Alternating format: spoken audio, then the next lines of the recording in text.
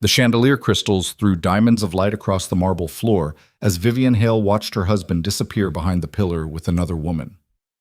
Her hand went to her swollen belly, 8 months pregnant, standing in a ballroom full of smiling vipers who already knew what she was about to discover.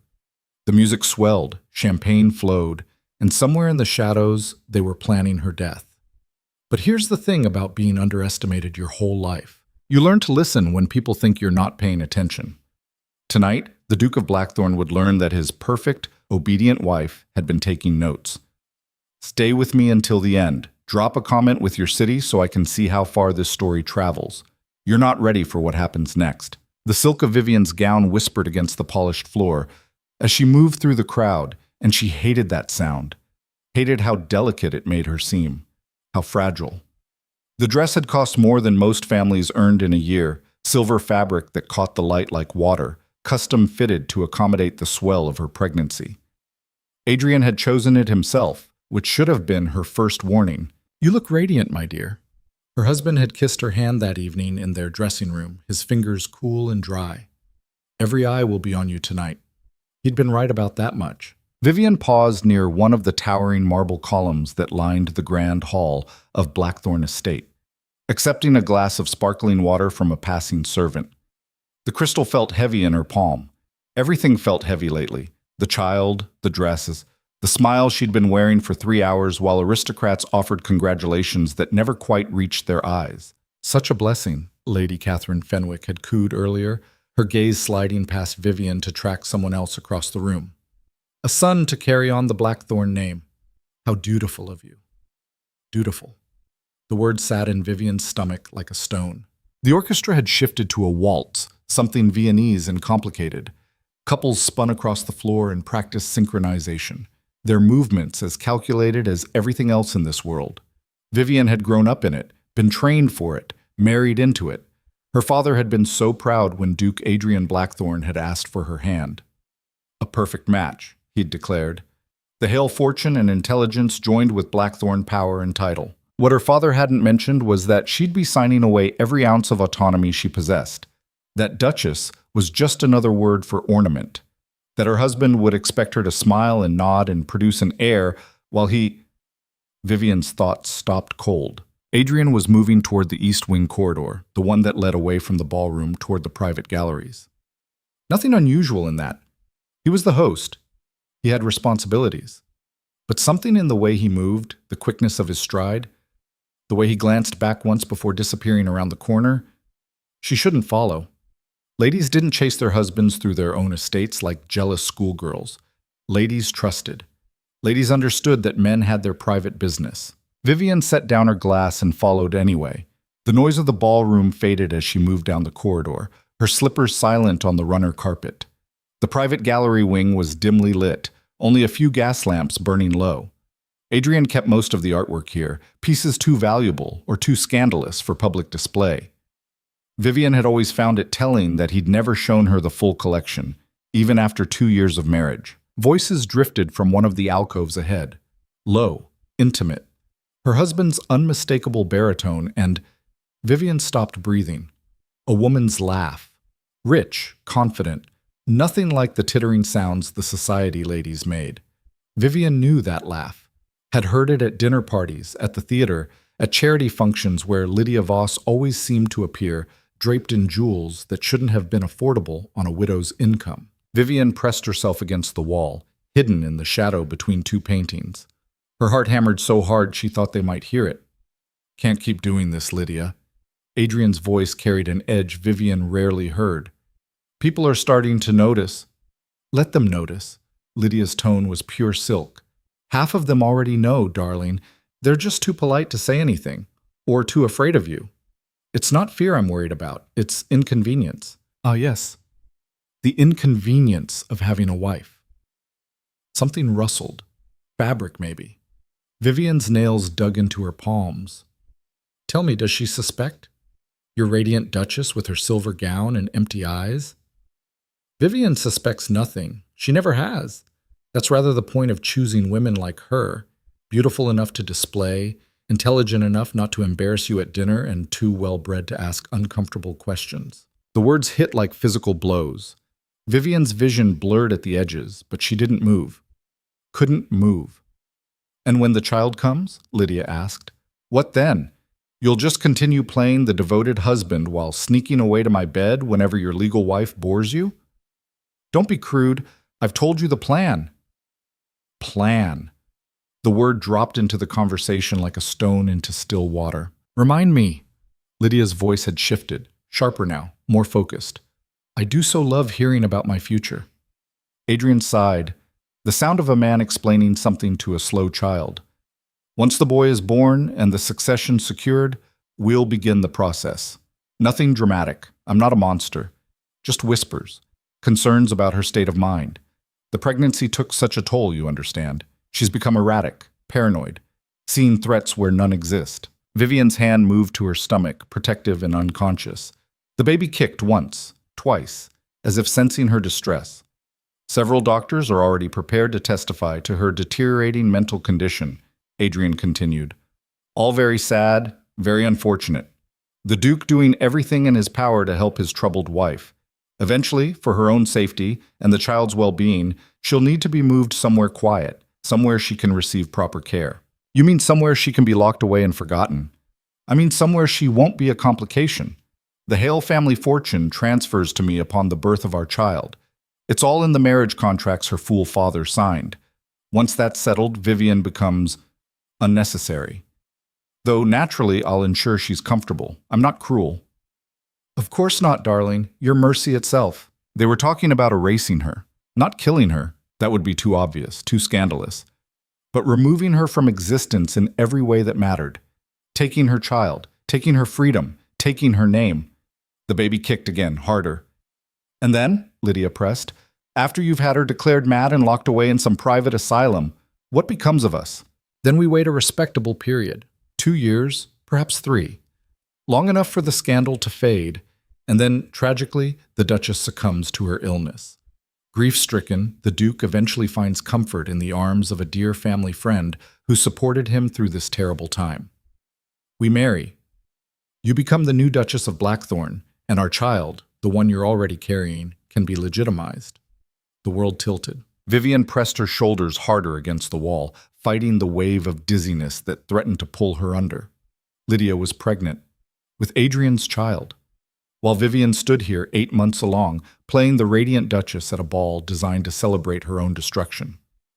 "How many people know?" Lydia asked. "Enough. Lord Pemberton, for one. He's agreed to serve as executor if anything happens to Vivian before the child comes of age." Lady Fenwick has been spreading the groundwork for months, mentioning Vivian's fragile nerves and concerning behavior. Even the Marquis of Ashford has invested in the outcome. He owes me significant gambling debts, and I've agreed to forgive them in exchange for his public support when the time comes. "So tonight," Lydia's voice carried dawning amusement, "tonight's ball isn't a celebration at all. It's theater." "Everything is theater, my dear. You should know that by now." And she has no idea. Your perfect, obedient wife is out there right now, smiling at the very people who plan to watch her fall. Vivian has never had ideas of her own. It's one of her most endearing qualities. Something snapped in Vivian's chest. Not her heart. That would be too poetic. This was sharper, colder, like the sound of a lock clicking open. She'd spent 2 years trying to be what Adrian wanted, what everyone wanted. The perfect duchess, the perfect wife, the perfect ornament for a man who collected beautiful things. She'd smoothed her sharp edges, softened her voice, learned to laugh at jokes that weren't funny and agree with opinions she found abhorrent. And for what? So her husband could plot her imprisonment with his pregnant mistress while society smiled and applauded? The baby kicked again, insistent. Vivian looked down at the swell of her belly, at the expensive silver silk that was supposed to make her look radiant, supposed to make her look like someone worth celebrating. Adrian's voice drifted through the shadows. "We should return to the ballroom before we're missed. Wouldn't want to give anyone reason to gossip." Vivian heard the rustling of clothing being adjusted, footsteps moving toward her position. She melted deeper into the shadows, watching as Adrian and Lydia emerged from the alcove. They didn't touch. Too risky, even in private, but the way they moved in tandem spoke of long familiarity, of shared secrets and shared beds. Lydia's dress was deep emerald, cut to show off her figure. Her pregnancy didn't show yet. Or maybe she was just better at hiding it. Her hand lingered on Adrian's arm for half a second before dropping away. "After you, Your Grace," she murmured, the title mocking. They walked back toward the ballroom, their footsteps fading. Vivian stood in the shadows until she could no longer hear them, until the only sound was her own breathing and the distant strains of the orchestra. Then she straightened her spine, smoothed her dress, and walked back to the ballroom herself. But not the same woman who'd left it. The music hit her first when she re-entered the grand hall, strings soaring through something passionate and needlessly complicated. The chandelier blazed overhead, 3 tiers of crystal and candlelight that turned everything below into a painting. Beautiful people in beautiful clothes, dancing beautiful dances, saying beautiful words that meant absolutely nothing. Vivian moved through it all like a ghost, or maybe like someone who'd just died and was waiting for everyone else to notice. "Duchess Blackthorne!" Lord Pemberton materialized at her elbow, his face flushed with wine and self-importance. "What a magnificent gathering! The Duke has outdone himself."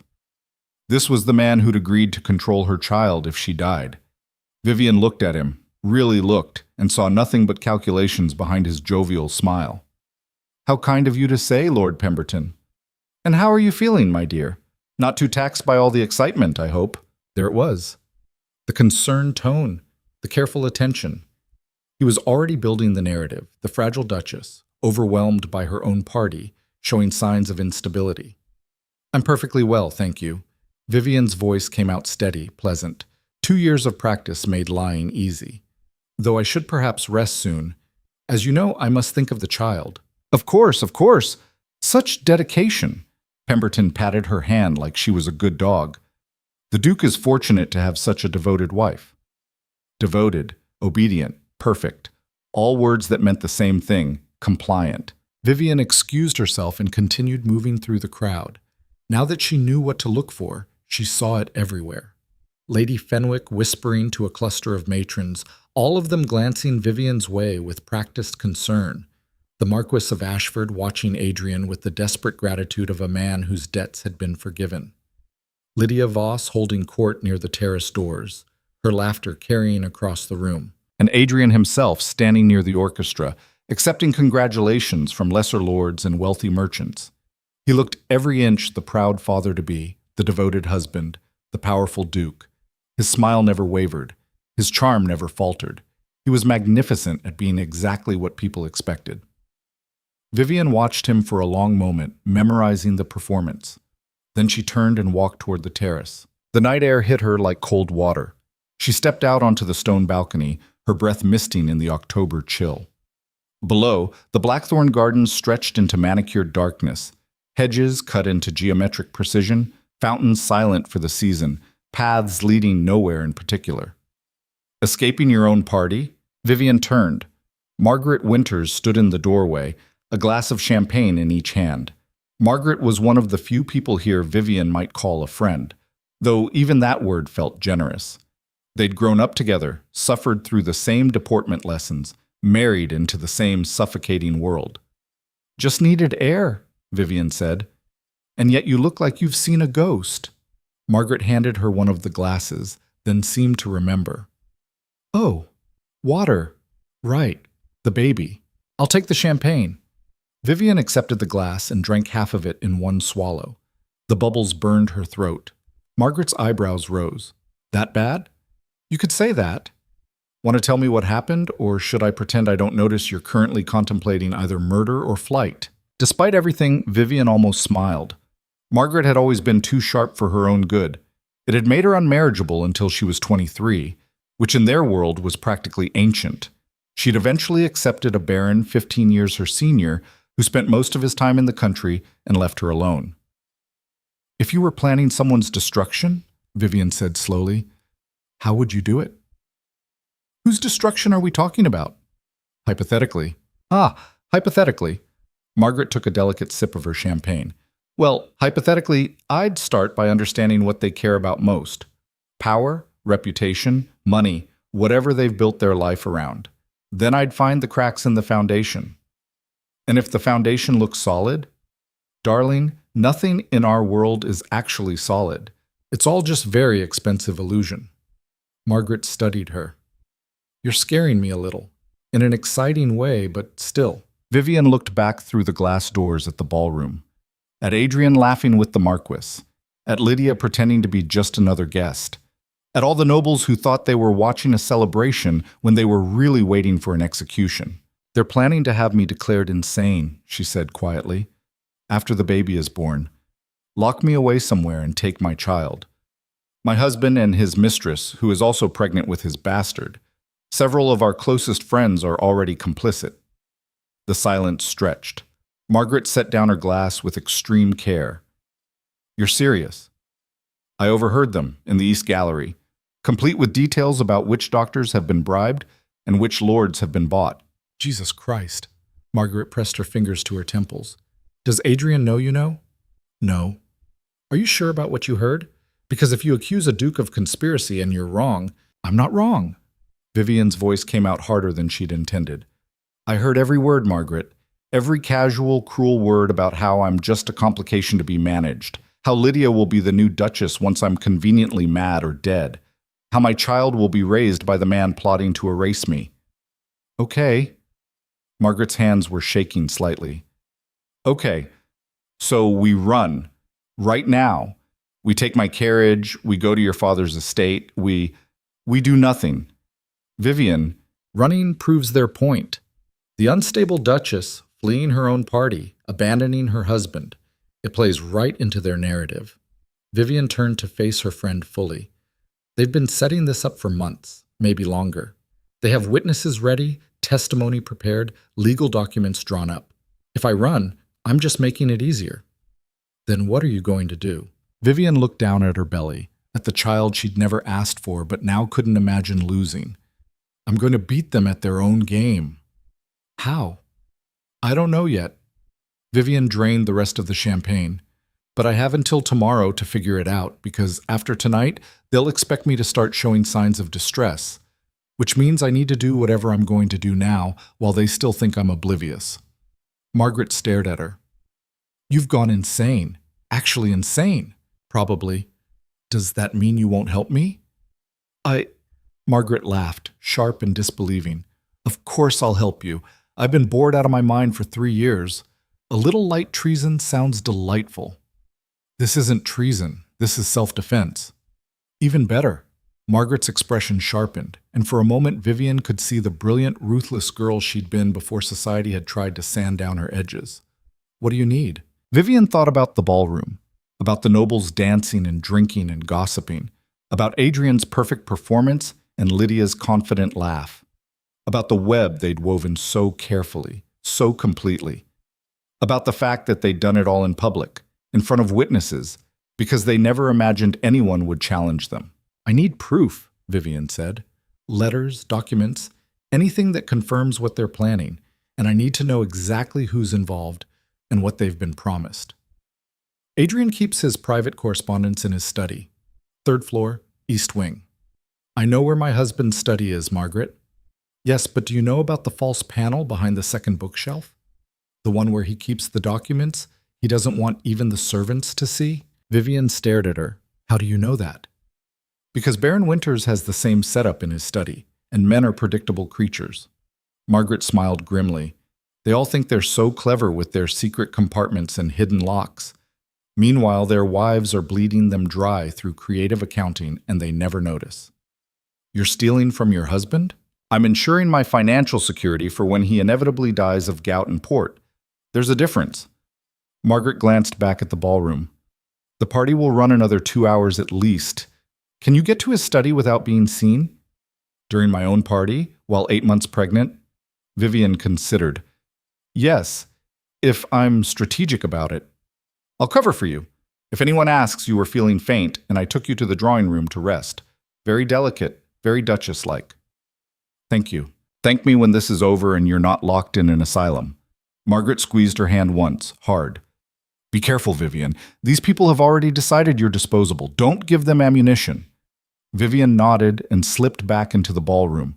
The noise crashed over her, laughter and music and the clink of crystal. She moved along the wall, avoiding clusters of conversation, heading for the main staircase. "Darling!" Adrian's voice stopped her cold. He appeared beside her, all smooth concern and perfect timing. Where did you disappear to? Lord Ashford was asking after you.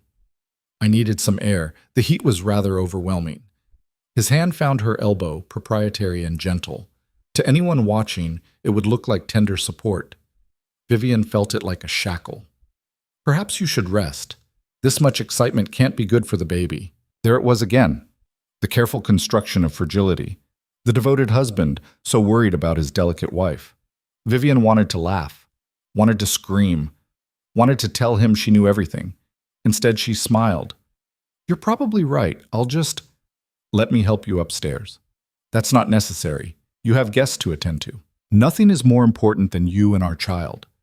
Adrian's thumb traced small circles on her arm, the gesture affectionate and controlling in equal measure. I insist. He was blocking her path to the study. Of course he was, paranoid even in victory, making sure his unstable wife didn't wander into places she shouldn't be. Vivian's mind raced. She needed him gone, needed him distracted, needed... Lord Pemberton mentioned something about the Riverside accounts, she said carefully. Something about discrepancies that needed your immediate attention. I may have misunderstood, but he seemed quite urgent about it. Adrian's expression flickered, just for a second, but Vivian saw it. Concern. Real concern. Pemberton mentioned the Riverside accounts to you? Only in passing. As I said, I may have misunderstood. She swayed slightly, let her hand drift to her stomach. Perhaps I am more tired than I thought. Yes, you should rest. Adrian was already distracted, his attention fracturing. The Riverside accounts were the property he'd used to launder Pemberton's investments. If there were actually discrepancies, I'll have one of the maids help you to your room. That's very kind. He was already walking away, scanning the crowd for Pemberton. Vivian watched him go, counted to 30, then headed for the stairs. The third floor was quiet, removed from the party noise. The hallway stretched in both directions, lined with doors that led to private apartments and Adrian's personal spaces. Vivian's rooms were in the west wing. Adrian's study was east. She'd never been inside it, not once in 2 years of marriage. He'd made it clear, in the gentle way he made everything clear, that it was his private domain, his sanctuary, where he conducted the business of running a duchy without interference from complications. The door was unlocked. Why wouldn't it be? No one would dare enter the Duke's study without permission. No one except his obedient wife, who was supposed to be resting in her room like a good girl. Vivian stepped inside and closed the door behind her. The study was exactly what she'd expected. Dark wood, leather chairs, maps and ledgers arranged with military precision. A massive desk dominated the center of the room, its surface clear except for a single lamp and a letter opener. The walls were lined with bookshelves holding volumes that were probably more decorative than functional. Second bookshelf, false panel. Vivian moved quickly, running her hands along the edges of the carved wood. There, a seam that didn't quite match, a slight gap where the panel met the frame. She pressed, and something clicked. The panel swung open to reveal a shallow compartment. Inside, bundles of letters tied with ribbon, several ledgers, a stack of legal documents, and a small wooden box. Vivian pulled out this first bundle of letters. The handwriting was immediately familiar, Lydia's flowing script. She unfolded the top letter and began reading. My darling Adrian, last night was perfection. I cannot stop thinking about your hands, your mouth, the way you... Vivian skipped ahead. She didn't need the sordid details. She needed, worried about the Duchess, though you assure me she suspects nothing. You know her better than I, of course, but women have instincts about these things. Still, if she remains as obedient as you say, the plan should proceed smoothly. Dr. Hartwell has agreed to the evaluation, and Lord Pemberton has already drafted the necessary commitment papers. Once the child is born and the inheritance secured, there. Confirmation in Lydia's own hand. Vivian folded the letter and tucked it into her bodice. She pulled out more letters, skimming quickly. Names appeared again and again. Hartwell, Pemberton, Ashford, Fenwick. A conspiracy written in love letters and legal jargon. The ledgers were even more damning. Payments to Dr. Hartwell listed as medical consultations. Forgiven debts to Lord Ashford. Property transfers to Pemberton. Money flowing out of the Hale fortune, Vivian's fortune, to buy the very people who would destroy her. She was reaching for the wooden box when she heard footsteps in the hallway. Vivian froze. The footsteps stopped outside the study door. The handle turned. She shoved the letters back into the compartment and pushed the panel closed, but it wouldn't catch. The latch was stuck. The door was opening. She had maybe 3 seconds. Vivian grabbed the nearest book and turned, arranging her face into confusion as Adrian stepped into the room. He stopped when he saw her. "Vivian, what are you doing in here?" She held up the book, something about agricultural reform. "I couldn't sleep. I thought reading might help, but I couldn't find anything suitable in my own rooms. I remembered you mentioning this volume and thought—" She let the sentence trail off, blinking like she'd just realized her mistake. "Oh, I'm sorry. I should have asked permission first. I wasn't thinking." Adrian's eyes moved past her to the bookshelf, to the panel that wasn't quite closed. Vivian's heart hammered so hard she thought her ribs might crack. Then he smiled. "Of course, darling. You're welcome to any of my books, though agricultural reform seems rather heavy reading for someone who should be resting." "You're right. I'm being silly." Vivian moved toward him, away from the incriminating bookshelf. "The excitement of the party has me restless. I think I'll just return to my room after all." "Let me walk with you." "That's not—" "I insist." Adrian took her arm, guiding her toward the door. "Besides, I wanted to apologize for being distracted earlier. Lord Pemberton's concerns turned out to be nothing, just the worried ramblings of a man who's had too much port." So Pemberton had denied mentioning any discrepancies. Of course he had, which meant Adrian now knew Vivian had lied to get rid of him. The question was whether he'd realized why. They walked in silence down the hallway, Adrian's hand warm on her arm. Vivian kept her breathing steady, her expression soft. The perfect, confused Duchess who'd just wandered into her husband's study because she was too scatterbrained to find a book in her own library. "Are you feeling well?" Adrian asked as they reached her door. "You seem tense." "Just tired. The baby has been quite active tonight." "Yes, our son." Adrian's hand drifted to her stomach, possessive. "Sometimes I can hardly believe he'll be here soon. Everything is about to change." The words hung between them, loaded with meaning Vivian wasn't supposed to understand. "Everything," she agreed softly. Adrian kissed her forehead, the gesture of a devoted husband saying goodnight to his pregnant wife. "Rest well, darling. Tomorrow we'll start preparing the nursery properly. I've hired the finest decorator in London to ensure our son has everything he deserves." Our son. He kept saying it like that, like the child was already his alone. "That sounds lovely," Vivian said. "Good night, Adrian." She closed the door and leaned against it, listening to his footsteps fade down the hall. Only when she was certain he was gone did she pull Lydia's letter from her bodice and read it again by candlelight. It wasn't enough. One letter wouldn't be enough to counter the narrative they'd built. She needed more proof, more witnesses, more— tomorrow. She'd figure it out tomorrow. Tonight, she just needed to survive. Vivian changed out of the silver gown and into her nightdress, moving slowly. The baby kicked and rolled, sensing her distress. She pressed her hand to her stomach and felt the shape of a tiny foot pushing back. "We're going to be all right," she whispered. "I promise. I won't let them take you. I won't let them win." The baby kicked again, hard enough to make her wince. Vivian smiled despite everything. Her child was already a fighter. She just needed to be one too. Vivian didn't sleep. She sat in the chair by her window, watching the last carriages roll down the drive as the party finally died. Dawn came gray and cold, and she was still holding Lydia's letter. One letter wouldn't be enough. She knew that. But it was a start. The house stirred to life around 7, servants moving through hallways, fires being lit, the machinery of a great estate grinding into motion. Vivian heard her lady's maid outside the door and called her in. "Good morning, Your Grace. Shall I prepare your bath?" "Not yet, Helen. I need you to deliver a message first." Vivian pulled a piece of paper from her writing desk and scribbled quickly. "Take this to Mrs. Margaret Winters, personally. Don't give it to a servant." Helen's eyes widened slightly. "Of course, Your Grace." "And Helen? No one can know. Not the other maids, not the housekeeper. Especially not the Duke." The girl hesitated, clearly torn between loyalty and fear. Then she nodded and tucked the note into her apron. "I understand." After Helen left, Vivian finally allowed herself to move.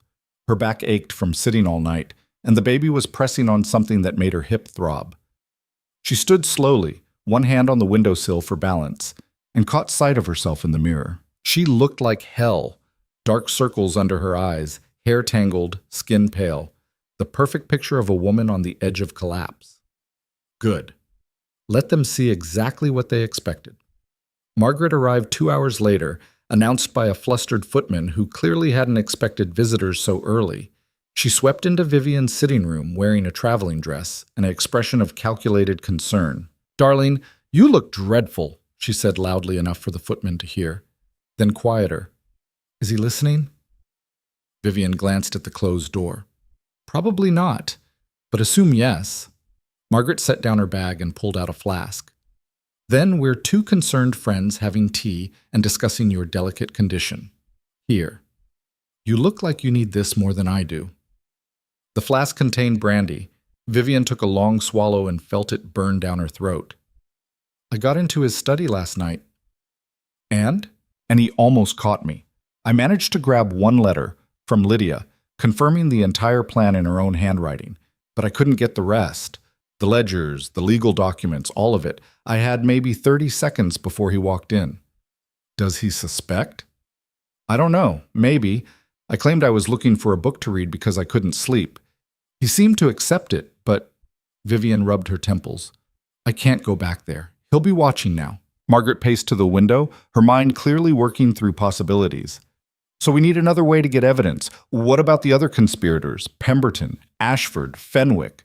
They're not going to confess to me. No, but they might confess to each other. If we could overhear them, record somehow. With what? A stenographer hiding in the drapery? Vivian shook her head. They're too careful. Everything is verbal agreements and destroyed letters. That's why Adrian's study was so valuable. He kept records because he's paranoid about being betrayed. But the others? They're smarter. Then we make them stupid. Margaret turned from the window, her expression sharpening. We create a crisis, something that forces them to communicate in ways we can intercept. What kind of crisis? I don't know yet. But these people are only loyal to Adrian because he's paying them or has leverage over them. What if that changed? What if they suddenly thought their arrangement was in jeopardy? Before Vivian could respond, someone knocked. Both women froze. Your Grace? It was Adrian's voice, smooth and concerned. I heard you had a visitor. May I come in? Margaret gave Vivian a quick look, pure theater, and arranged herself in a chair. Vivian smoothed her nightdress and opened the door. Adrian stood in the hallway, already dressed for the day in a perfectly tailored coat. His smile was warm, but his eyes were calculating. Mrs. Winters, what a pleasant surprise. I heard dear Vivian was feeling unwell after the party, Margaret said, her voice dripping false sweetness. I wanted to make sure she was recovering properly. How thoughtful, though I do worry that too much excitement might be counterproductive. Adrian moved into the room like he owned it, which legally he did. Everything in this house, including Vivian herself, was his property.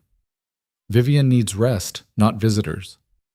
Of course, I was just leaving. Margaret stood, gathering her things.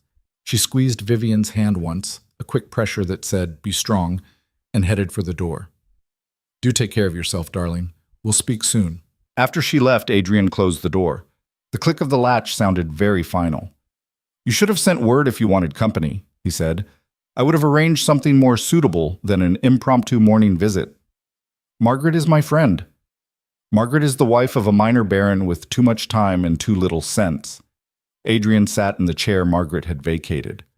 I've never understood your attachment to her. She's one of the few people in this world who doesn't treat me like I'm made of glass. Perhaps that's because she doesn't care enough to be gentle. Adrian leaned back, studying her. You look tired, Vivian. Did you sleep at all? Not much. The baby was active.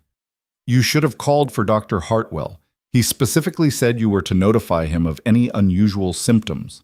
Dr. Hartwell, the man already being paid to declare her insane. Vivian felt her stomach clench. It wasn't unusual, just normal pregnancy discomfort. Still, better to be cautious. Adrian stood and moved to her writing desk, his fingers trailing across the surface, looking for something. I've been thinking about what you said last night, about Lord Pemberton mentioning the Riverside accounts. Here it was. Vivian kept her expression blank. I may have misheard.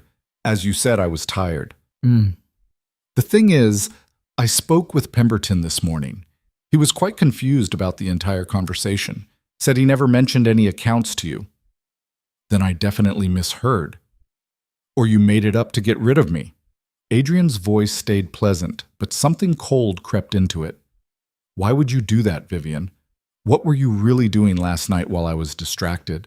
I told you, I went to rest, after stopping by my study, for a book. A book you never opened. I checked. The pages weren't even cut. Adrian turned to face her fully, and the mask of the devoted husband slipped just enough for her to see the calculation beneath. You're lying to me. I want to know why. Vivian's heart hammered, but she forced herself to stay calm. 2 years of being his perfect wife had taught her how to perform. I'm not lying. I'm confused and exhausted and 8 months pregnant. If I misremembered a conversation or forgot to open a book, it's because I can barely think straight anymore. Is that what this is? Pregnancy making you forgetful?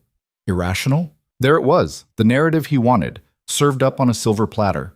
Vivian saw the trap and walked into it anyway, because refusing would be worse. Maybe, she whispered. I don't know. Everything feels off lately, like I'm not quite myself. Adrian's expression softened into something that might have been concern if she didn't know better. That's why I've asked Dr. Hartwell to begin regular evaluations, starting today, actually. He'll be here this afternoon. That's not necessary. I insist. For your health and the baby's. He crossed to her, taking her hands in his. To anyone watching, it would look tender. Vivian felt the handcuffs closing. You've been under tremendous strain, my dear. It's perfectly natural, but we need to ensure you're properly cared for. I'm fine, Adrian. Of course you are. And the doctor will confirm that. He kissed her forehead. Now rest. I have business in town, but I'll return for the appointment. Try not to overtax yourself with visitors. He left, and Vivian stood frozen in the middle of her sitting room, listening to his footsteps fade down the hall. Dr. Hartwell was coming today, this afternoon, to begin his evaluations, which meant beginning the official documentation of her supposed mental decline. Every word she said, every action she took, would be twisted into evidence of instability. She was running out of time. Vivian rang for Helen, who appeared within minutes. I need to see the housekeeper. Mrs. Price. Immediately. The Duke left instructions that you weren't to be disturbed. The Duke isn't here. Get Mrs. Price. Helen fled. 10 minutes later, the housekeeper knocked, her expression carefully neutral. Mrs. Price had been with the Blackthorne family for 30 years. She'd served Adrian's father and probably knew where half the bodies were buried. Your Grace, how may I assist you? Vivian got straight to it. How long have you known about Lydia Voss? Mrs. Price's face went blank. I'm sure I don't know what you mean. Please don't insult both of us by pretending. I know about the affair. I know about the child. I know about the conspiracy to have me declared insane. Vivian watched the woman's carefully constructed composure crack. The question is, are you part of it? The silence stretched. Then Mrs. Price closed the door and moved further into the room, lowering her voice. What do you want from me? The truth. Are you helping them? No. But I haven't stopped them either, which amounts to the same thing. The housekeeper's hands twisted in her apron. I've served this family my entire adult life. When the Duke gave me certain instructions about managing your care after the birth, I knew what he meant. But refusing a direct order from the master of the house would cost you your position. I understand. Vivian did understand. Women like Mrs. Price had even less power than women like her. At least Vivian had been born into wealth, even if it had been stolen from her. I'm not asking you to defy him. I'm asking you to tell me what you know. Mrs. Price studied her for a long moment. Dr. Hartwell will arrive at 2 o'clock. He'll conduct an evaluation, questions about your state of mind, your behavior, whether you've shown signs of paranoia or delusion. Everything you say will be recorded in a medical file that will later be used as evidence for commitment proceedings. What if I refuse to see him? Refusal will itself be documented as evidence of mental instability. You can't win that game, Your Grace. It's designed so you can't. Vivian felt the walls closing in. What else?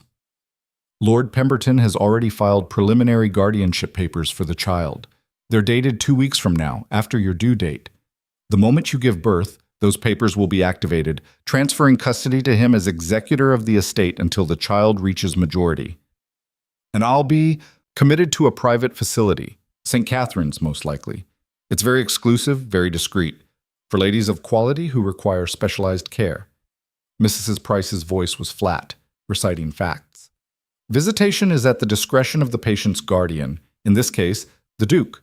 Most patients never receive visitors. Most patients die there. Some do, yes. Vivian's hands went to her stomach, protective.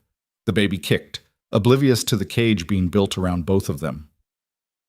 How long have they been planning this? Since before you were married, I suspect. Perhaps from the moment the Duke realized the Hale fortune would only transfer upon the birth of an heir. You were never his wife, Your Grace. You were a transaction. The words should have hurt more than they did. But Vivian had already spent last night grieving the marriage she'd thought she had. Now she was just angry. Is there anyone else in the house I can trust? Mrs. Price considered. Helen, possibly. She's loyal to you rather than the Duke. A few of the younger servants might be sympathetic, but they're easily frightened. Everyone else has either been bought or threatened into compliance. And you? Why are you telling me this now? Because I'm tired of being complicit in cruelty. The housekeeper's voice cracked slightly. I watched the Duke's mother die in this house, alone and forgotten because she'd stopped being useful. I won't watch it happen again, not to someone who's done nothing wrong except be inconvenient. Vivian felt something loosen in her chest. Not hope exactly, but something close to it. If I had a way to fight back, would you help me? Depends on the method. I won't commit violence and I won't help you flee. The first is against my nature, and the second would destroy any chance you have at keeping your child. What if I could expose them, publicly? Make it impossible for them to go through with the plan without destroying themselves. Mrs. Price's eyebrows rose. How? I don't know yet, but I have until 2 o'clock to figure it out. Vivian moved to her writing desk, pulling out paper. I need you to get a message to Margaret Winters. Can you do that without anyone knowing? Possibly. What does the message say? Vivian wrote quickly. Hartwell arrives at 2. Need crisis plan now. Evidence location. Duke's study, second shelf, false panel. Can't access myself. Help? She folded it and handed it to Mrs. Price. Make sure it reaches her within the hour. The housekeeper tucked the note into her pocket. Anything else? Yes. When Dr. Hartwell arrives, I want you to be present during the evaluation, as a chaperone. It's proper for a married woman to have another woman present during medical examinations. The Duke won't like that. The Duke isn't here, and by the time he returns, it will be too late to object without looking suspicious. Vivian managed a thin smile. I'm not going to make this easy for them, Mrs. Price. If they want to destroy me, they'll have to work for it. The housekeeper almost smiled back. Very good, Your Grace. After she left, Vivian forced herself to eat something. Bread and tea that tasted like sawdust but stayed down. She needed her strength, needed to think clearly. Margaret's reply came back within 90 minutes, delivered by Helen with wide, nervous eyes. Working on it. Stall the doctor as long as possible. Don't give him anything useful. We'll explain soon. M. Stall the doctor. Right. Vivian could do that. She dressed carefully, a dove-gray gown that made her look fragile and feminine. Her hair arranged in a soft style that suggested vulnerability. Everything about her appearance needed to say delicate duchess in need of protection, not woman planning rebellion. Dr. Hartwell arrived precisely at 2, announced by the butler with an excessive formality that made Vivian's teeth ache. He was younger than she'd expected, maybe 40, with the kind of face that managed to look both sympathetic and calculating. Your Grace, such a pleasure to finally conduct a proper evaluation. He set his medical bag on the table with a solid thunk. His Grace has expressed such concern for your well-being. Has he? Vivian settled into her chair, hands folded over her stomach. How kind of him. Mrs. Price entered and positioned herself near the door, a silent presence that made Hartwell's mouth tighten with annoyance. Is the housekeeper's attendance necessary? I thought it proper, for propriety. Vivian gave him her blandest smile. Surely you understand. He clearly didn't like it, but couldn't object without appearing improper himself. Very well. Now, Let's begin with some basic questions about your general state of mind. Have you been experiencing any unusual thoughts or feelings lately? I'm 8 months pregnant. All my thoughts and feelings are unusual. Let me rephrase. Have you experienced any paranoid ideation? Feelings that people might be conspiring against you or meaning you harm? Vivian met his eyes steadily. Should I be worried about that, doctor? I'm asking about your perceptions, not reality. Aren't they the same thing? Hartwell made a note in his leather journal. Tell me, have you had difficulty sleeping? Yes. And when you do sleep, do you experience nightmares or disturbing dreams? Sometimes, though I suspect most pregnant women do. Have you found yourself crying without clear cause, experiencing mood fluctuations beyond what might be expected? I cried yesterday when a servant brought me the wrong tea. Does that count? Another note. His handwriting was cramped and quick. What about memory problems? Confusion? Finding yourself in places without remembering how you got there? Vivian thought about her story from last night, the lie about looking for a book. Occasionally, the pregnancy makes me forgetful. And have you ever felt disconnected from reality? Like the world around you isn't quite real? Or like you're watching yourself from outside your own body?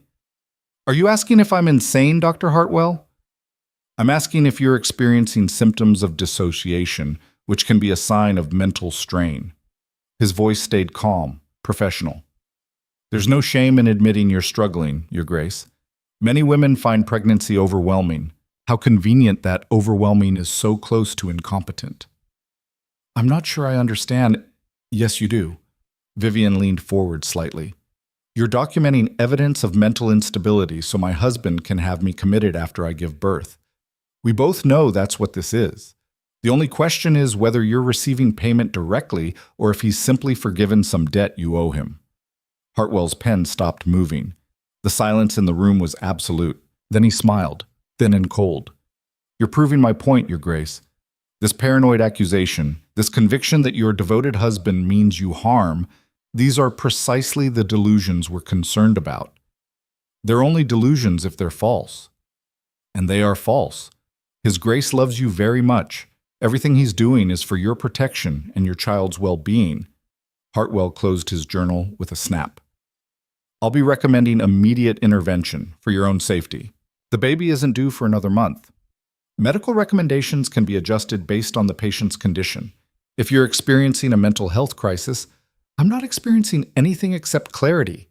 Vivian stood, her voice hardening. You can write whatever you want in your little book, doctor, but I'm not signing anything. I'm not agreeing to any treatment. And I'm certainly not going quietly to whatever asylum you and my husband have selected. You won't have a choice. We'll see about that. Hartwell gathered his things, his professional mask cracking enough to show annoyance beneath.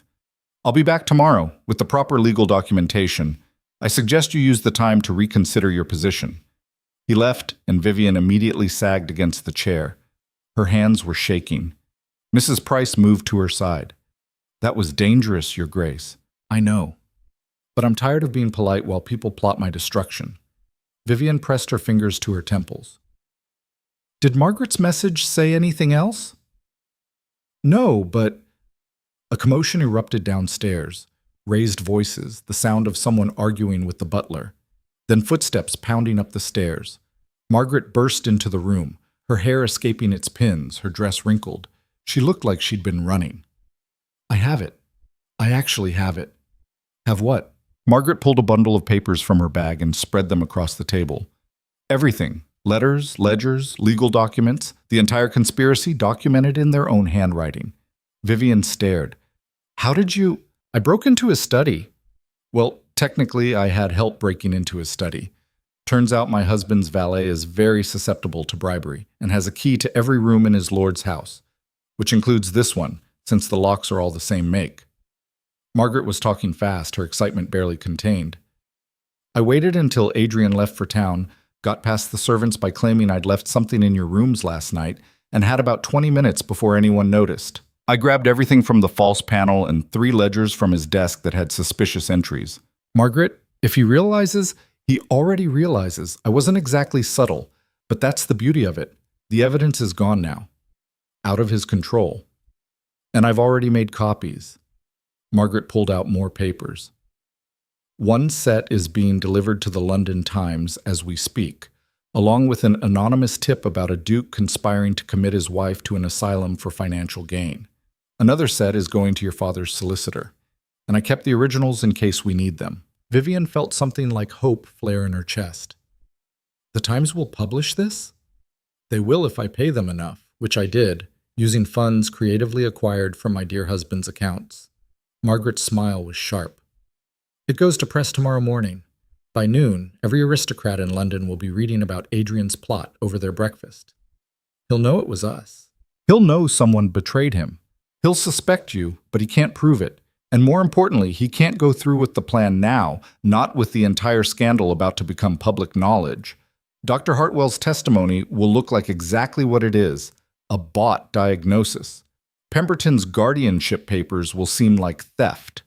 The whole conspiracy falls apart once it's exposed. Mrs. Price cleared her throat. Begging your pardon, but the Duke will be furious. Dangerously so. Let him be furious, Vivian said. The fear that had been choking her since last night was transforming into something fiercer. I'm done being afraid of him. Margaret squeezed her hand.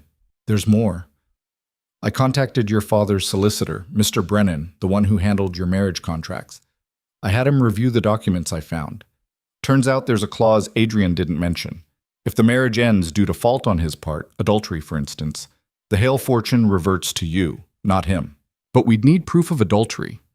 We have 20 letters from his mistress detailing their affair, including the fact that she's currently pregnant with his child.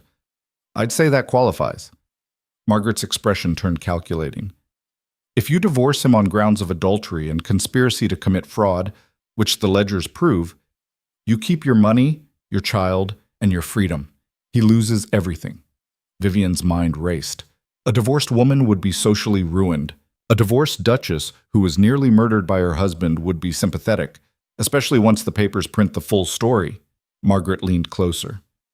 You could disappear quietly into an asylum and let Adrian write the narrative, or you could take control of the story yourself. Make him the villain he actually is. It was insane.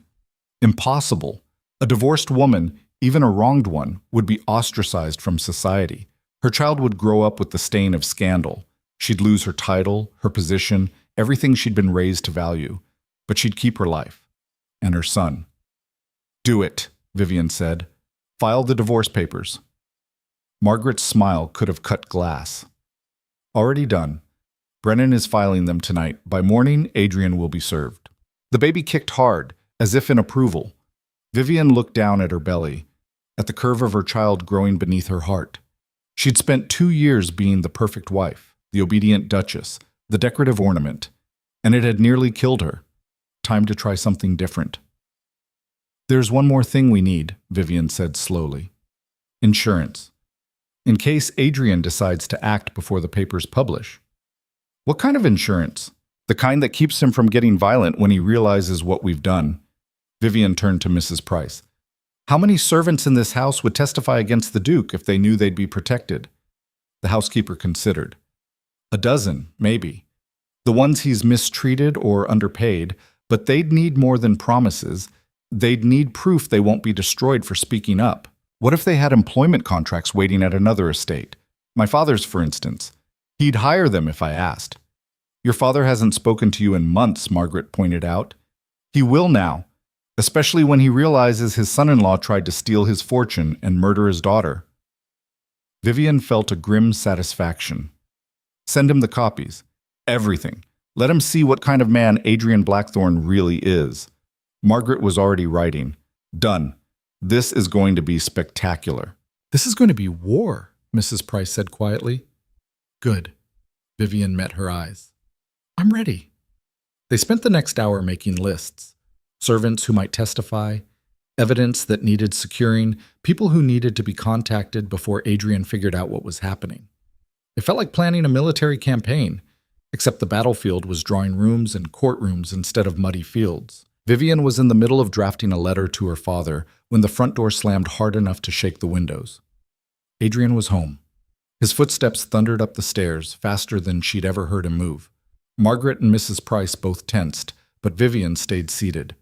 If she stood now, it would look like fear. The door crashed open. Adrian filled the doorway, his face twisted with rage. All the careful polish was gone.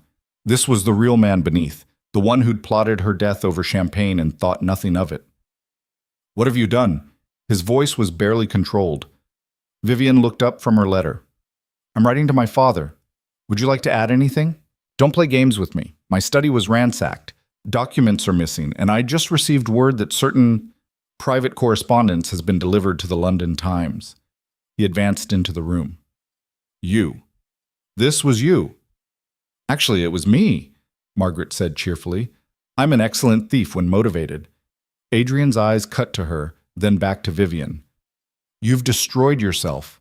Whatever you think you've accomplished, you've just ruined any chance you had at keeping your child." "Funny. I was about to say the same thing to you." Vivian set down her pen with deliberate care. "By morning, all of London will know about your conspiracy. The Times is running the full story. Your affair with Lydia Voss, the child she's carrying, your plot to have me declared insane and committed so you could steal my inheritance.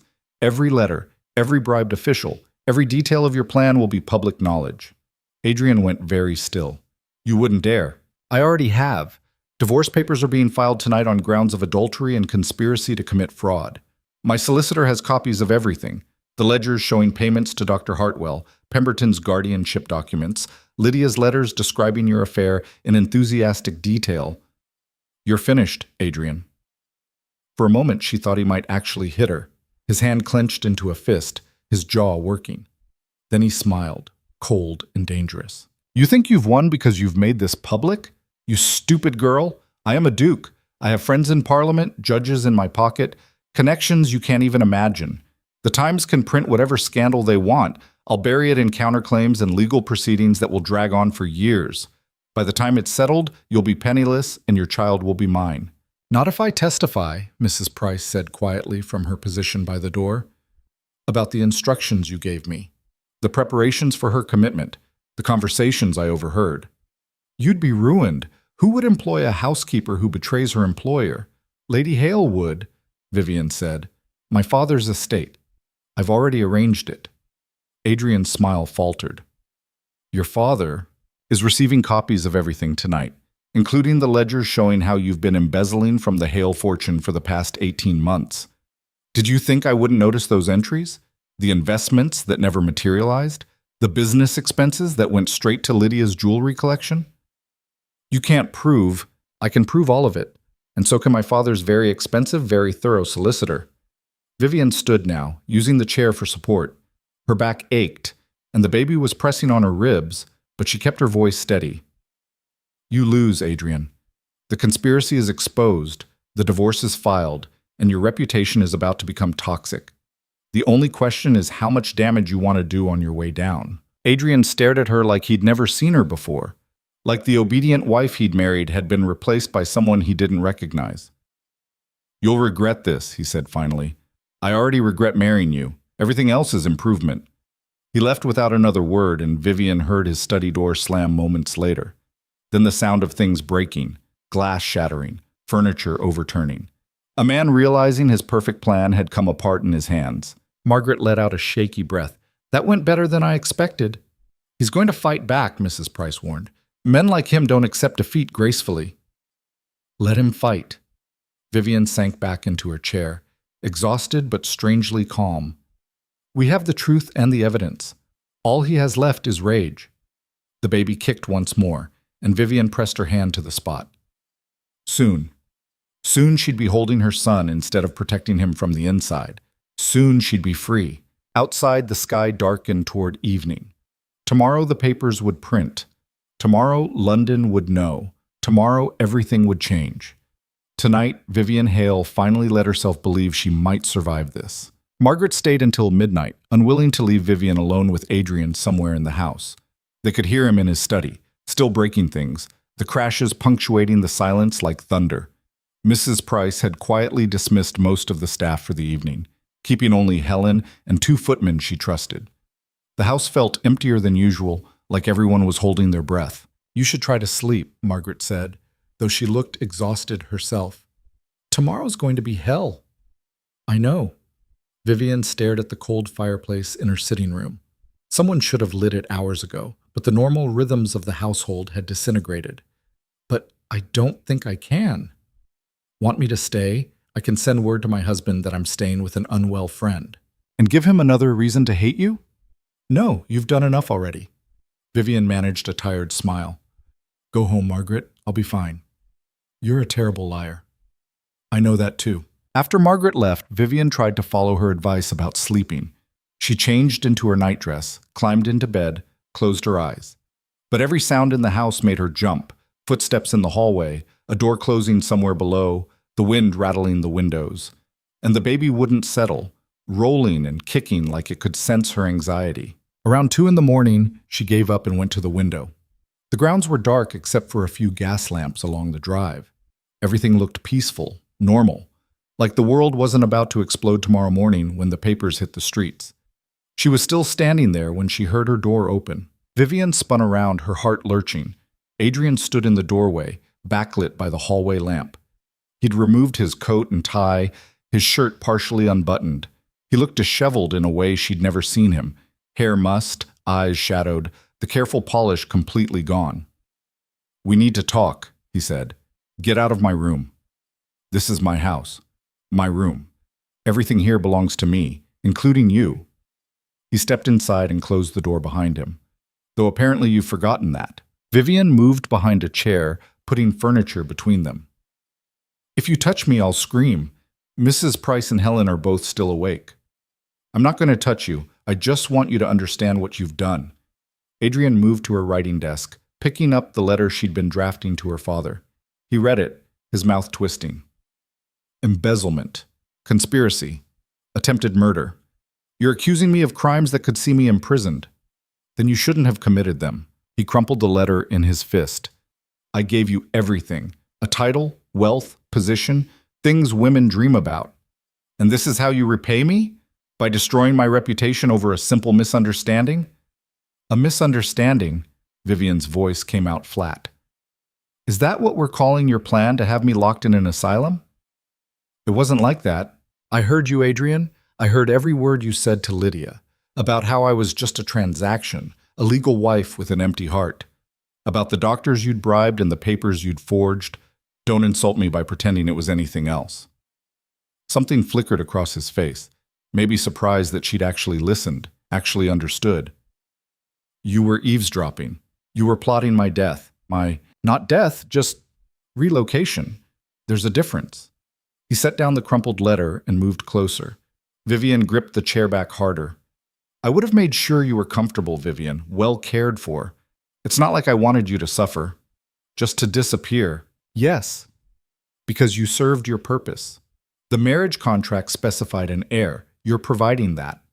Once the child is born and the inheritance transfers, there's no reason to maintain the fiction of our marriage. Surely you can see the logic in that. The casual cruelty of it stole her breath. He genuinely couldn't understand why she'd object to being erased like an inconvenient ledger entry. And Lydia? Vivian forced the words out. What was her purpose? Lydia is my choice, my partner, not some arranged marriage forced on me by financial necessity. Adrian's voice actually warmed slightly when he said her name. She understands me in ways you never could. She's using you. And you weren't? Your father sold you to me like livestock. Don't pretend this marriage was ever about anything but money. He was right about that much. The marriage had been a transaction from the start. Hale money for Blackthorn title. But Vivian had tried to make it real anyway, tried to be the wife he wanted, tried to build something genuine from a cynical arrangement. Stupid. So incredibly stupid. What do you want, Adrian? She was too tired for this, too angry, too far past fear to care anymore. You didn't come here to explain yourself. I came to offer you a choice. He pulled a folded document from his pocket. Sign this. It's a statement saying you've been experiencing severe emotional distress due to the pregnancy, that you've made unfounded accusations against me and several respected members of society due to paranoid delusions, that you're voluntarily seeking treatment at a private facility for your own safety and the child's well-being. You're insane if you think I'd sign that. If you sign it, I'll drop the commitment proceedings. You can go to the facility voluntarily, stay there 6 months, maybe a year, just long enough for the scandal to die down. Then we quietly divorce, you keep a generous settlement, and the child remains in my custody. You get your freedom, I get my heir. Everyone wins. Except I lose my son and my reputation. You've already lost your reputation. The moment you filed those divorce papers and sent that garbage to the Times, you became a scorned woman making wild accusations. Society will crucify you. Adrian moved closer, his voice dropping. But if you sign this, if you admit you were wrong, you can salvage something. A quiet life somewhere in the country. An allowance sufficient to live comfortably. No scandal, no trial, no public humiliation. Vivian looked at the document in his hand. Part of her. The part that had been trained since childhood to be obedient, to avoid conflict, to accept whatever men decided was best. Wanted to take it. Wanted to make this easier, safer, less terrifying. The rest of her thought about her son growing up under Adrian's care, about Lydia raising him, teaching him that women were commodities, about the life her child would have with a father who saw people as chess pieces. No, she said. Adrian's expression hardened. You're making a mistake. I've already made one. I married you. Then you'll live with the consequences. He shoved the document back in his pocket. The Times article will run tomorrow, and I'll spend the next week destroying every source they cite. By the time I'm done, you'll look like a vindictive madwoman, and I'll look like the long-suffering husband trying to protect his unstable wife. Your father's solicitor won't save you. I have friends who'll tie him up in court for years. And the divorce? It'll never go through. I'll fight it on grounds of your mental incompetence. Based on what evidence? Based on Dr. Hartwell's evaluation, which documents clear signs of paranoid delusion and emotional instability. Based on testimony from Lord Pemberton, Lady Fenwick, and a dozen other respected nobles who've witnessed your erratic behavior. Based on the fact that you broke into my private study and stole confidential documents. His smile returned, cold and confident. I told you, Vivian, I have connections you can't imagine. You're a pregnant woman with no power and no allies. You can't win this. We'll see. Yes, we will. Adrian walked to the door, then paused. One more thing. If that article runs tomorrow, if you go through with this disaster you've created, I will make sure you never see our child again. Not once. Not ever. I will erase you from his life so completely he won't even know you existed. That's not a threat. It's a promise. He left, and Vivian stood frozen in the middle of her room, shaking so hard her teeth chattered. The baby kicked frantically, responding to her distress. She pressed both hands to her stomach, trying to calm down, trying to breathe. He was right about some of it. She didn't have his connections, his power, his army of bought witnesses. What she had was the truth and stolen documents and Margaret's reckless courage. It would have to be enough. She couldn't sleep after that. Just sat in the chair by the window, watching the sky slowly lighten toward dawn. At some point, Helen brought tea and toast, her eyes red like she'd been crying. Mrs. Price says we're leaving today, the maid whispered. Going to the Hale estate. Is it true? If you want to go, yes. Anyone who testifies for me will have a position there. Vivian took the tea with numb fingers. But you don't have to, Helen. I won't force anyone into this. The Duke threatened to dismiss me last week because I brought you the wrong color ribbon for your hair. Helen's voice shook with suppressed anger.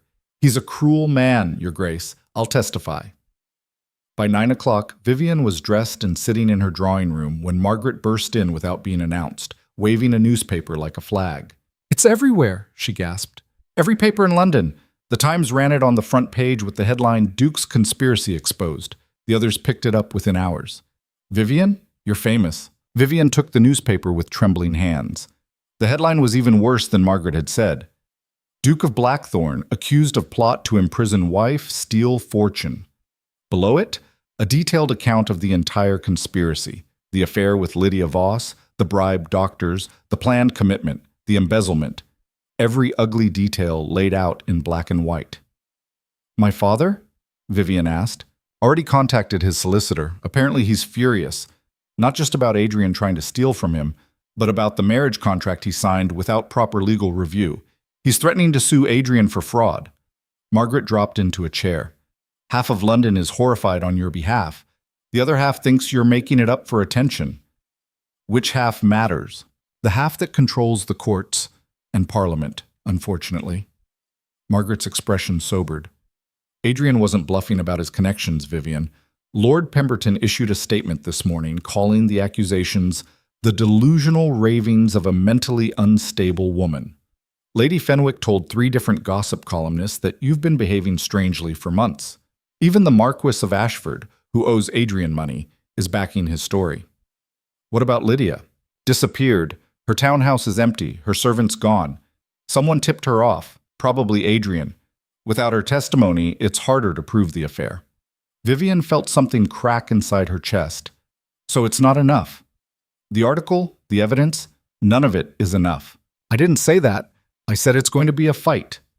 Margaret leaned forward. But here's the thing. Public opinion is split, which means it's winnable. The romantics love the idea of a brave duchess standing up to her villainous husband. The Times is already planning follow-up pieces, and several other women have come forward with stories about Adrian's indiscretions. Apparently you weren't the first wife he tried to control. He was married before? Engaged. 3 times. All of them broken off under mysterious circumstances. Young women who suddenly developed nervous conditions and retired to the country. Margaret's voice turned grim. I spoke with one of them. She's willing to testify that Adrian uses the same pattern repeatedly. Charm, marriage, or engagement, then systematic isolation and psychological abuse until the woman doubts her own sanity. That should have made Vivian feel better. More evidence, more witnesses. Instead, it just made her sick. How many women had Adrian destroyed before her? How many had he planned to destroy after? When is the divorce hearing? She asked. 2 weeks. But Adrian's lawyers are already filing motions to delay based on your mental competence. They're going to argue that you're not capable of making legal decisions right now. Based on Hartwell's evaluation and the testimony of everyone Adrian's bought. Margaret pulled out more papers. Your father's solicitor thinks we should fight the competence claim first, prove your sound mind, then proceed with the divorce. But that means another round of evaluations, more doctors, more people picking apart your mental state. Vivian thought about sitting through more interviews like yesterday's, more questions designed to trap her, more careful documentation of every word she said, every emotion she showed. There has to be another way. There is. You could settle, take whatever Adrian offers, and disappear quietly. And lose my child. Probably, yes. Margaret's voice was gentle. I won't lie to you, Vivian. This is going to be brutal. Even if you win the divorce, even if you prove the conspiracy, you're still going to lose things. Your title, your social position, probably most of your friends. The scandal will follow you forever. And the child? Custody battles are complicated. Adrian has legal advantages, you don't. So I should just give up. I'm saying you should understand what you're fighting for. Freedom and your son, yes. But also years of legal battles, social ostracism, and financial uncertainty. Is it worth it? Vivian looked down at her stomach, at the curve of life growing inside her. In a few weeks, maybe less, she'd be holding her son, looking into his eyes, choosing what kind of world he'd grow up in. A world where his mother disappeared quietly, declared mad and erased, or a world where she fought back, even knowing she might lose? Yes, she said, it's worth it. Margaret nodded like she'd expected nothing else. Then we need to move fast. Adrian's going to escalate now that the story's public. He can't afford to look weak. She was right about that. By noon, Adrian had issued his own statement, a masterpiece of wounded dignity about his unstable wife's tragic mental decline and his desperate attempts to get her proper care. Dr. Hartwell gave an interview describing Vivian's severe paranoid delusions and disconnection from reality. 3 different lords testified to her erratic behavior at recent social events. The tide of public opinion started to shift. Maybe she was just a crazy duchess after all. Maybe Adrian was the victim here, a loving husband trying to protect his child from an unhinged mother. By evening, Vivian was ready to scream, or cry, or both. Mrs. Price found her in the drawing room, staring at the latest newspaper article. This one calling her the Mad Duchess, with a political cartoon showing her raving while Adrian tried to comfort her. Your Grace, you have a visitor. Tell them I'm not receiving. It's your father.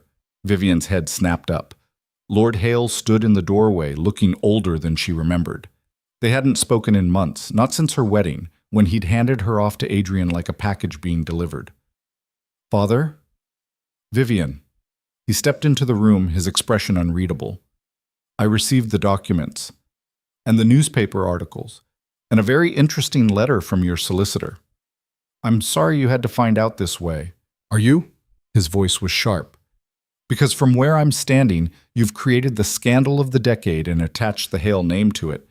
Do you have any idea what this is doing to our family's reputation?" Something cold settled in Vivian's stomach. "Our reputation? Adrian tried to have me declared insane so he could steal your fortune. I thought you'd be angry at him, not me. Oh, I'm furious with him, but I'm also furious with you for handling this so publicly. A quiet divorce, a discreet settlement, that would have been manageable. But this?" He gestured at the newspapers scattered across the table. "This is a circus. He was going to lock me away and take my child. What was I supposed to do? Be smarter about it. Use the resources available to you. Lawyers, private investigators, family influence. Not steal documents and run to the press like some kind of revolutionary." Lord Hale paced to the window. "Adrian Blackthorne is a powerful man with powerful friends.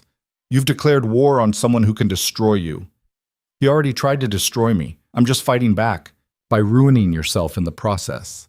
Her father turned to face her. "Even if you win the divorce, even if you prove everything you've alleged, you'll be a social pariah. No one will receive you. Your child will grow up with this scandal attached to his name. Is that what you want?"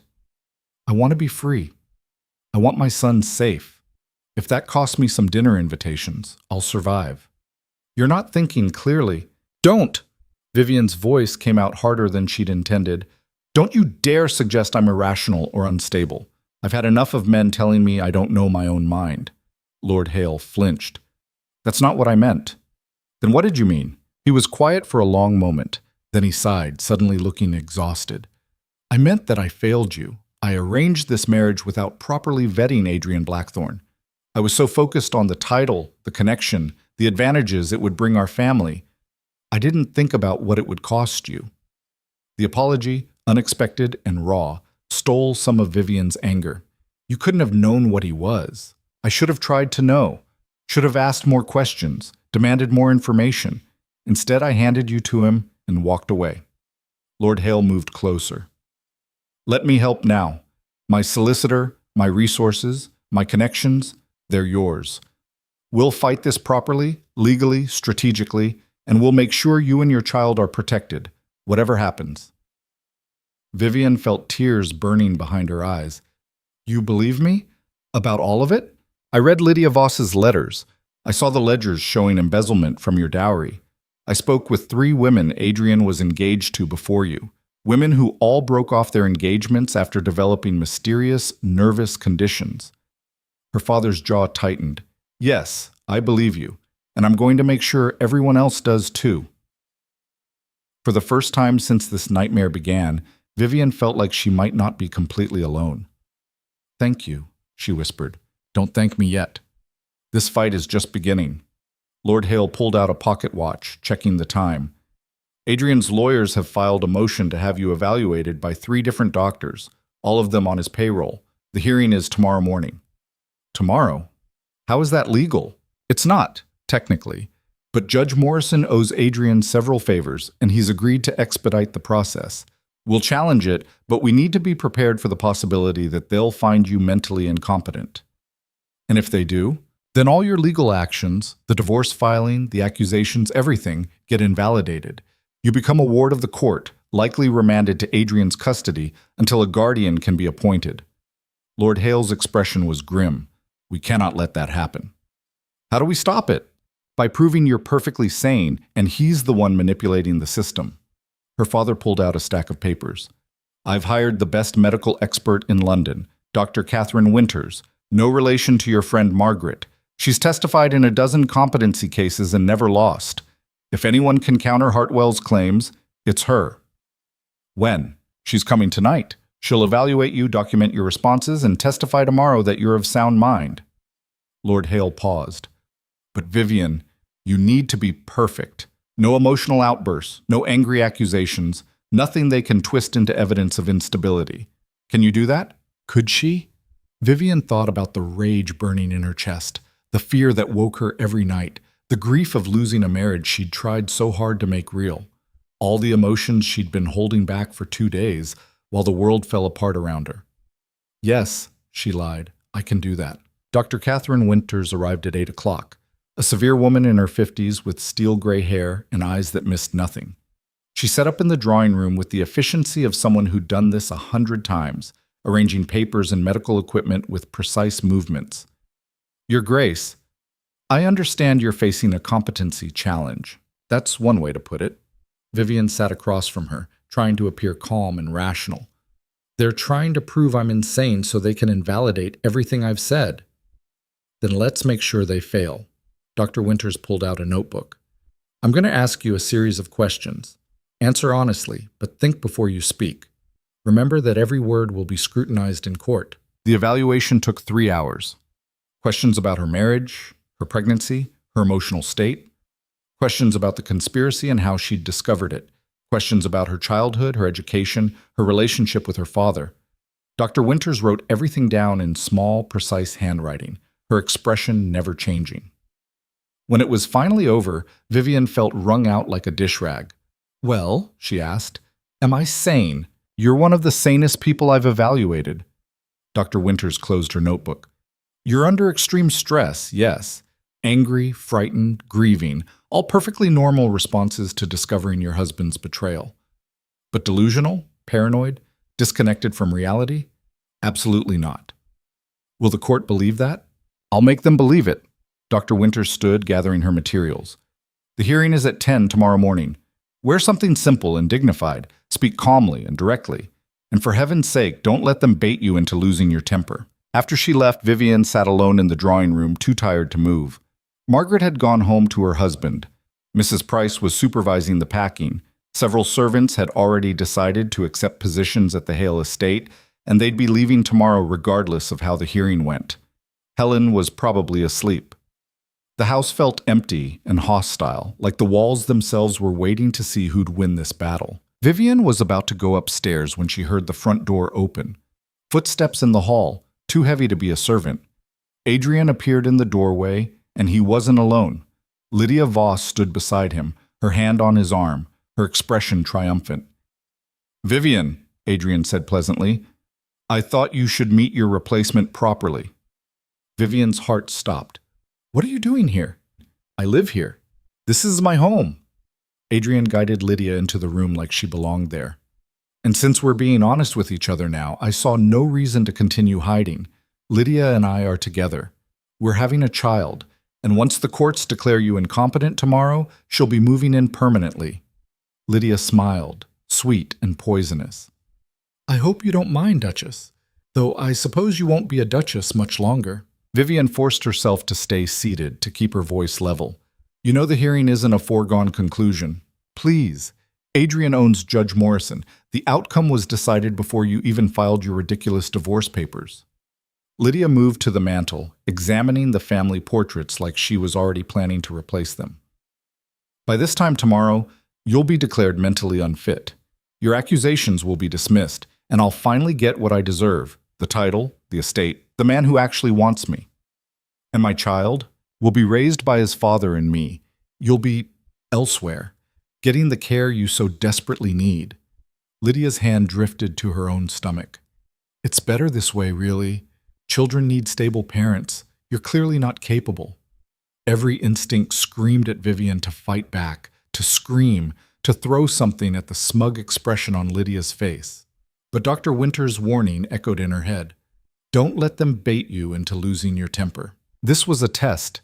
They were trying to provoke her into doing something they could use in court tomorrow. "If that's all," Vivian said quietly, "I'd like to retire. It's been a long day." Adrian's smile faltered slightly. He'd expected more of a reaction. "Of course, darling.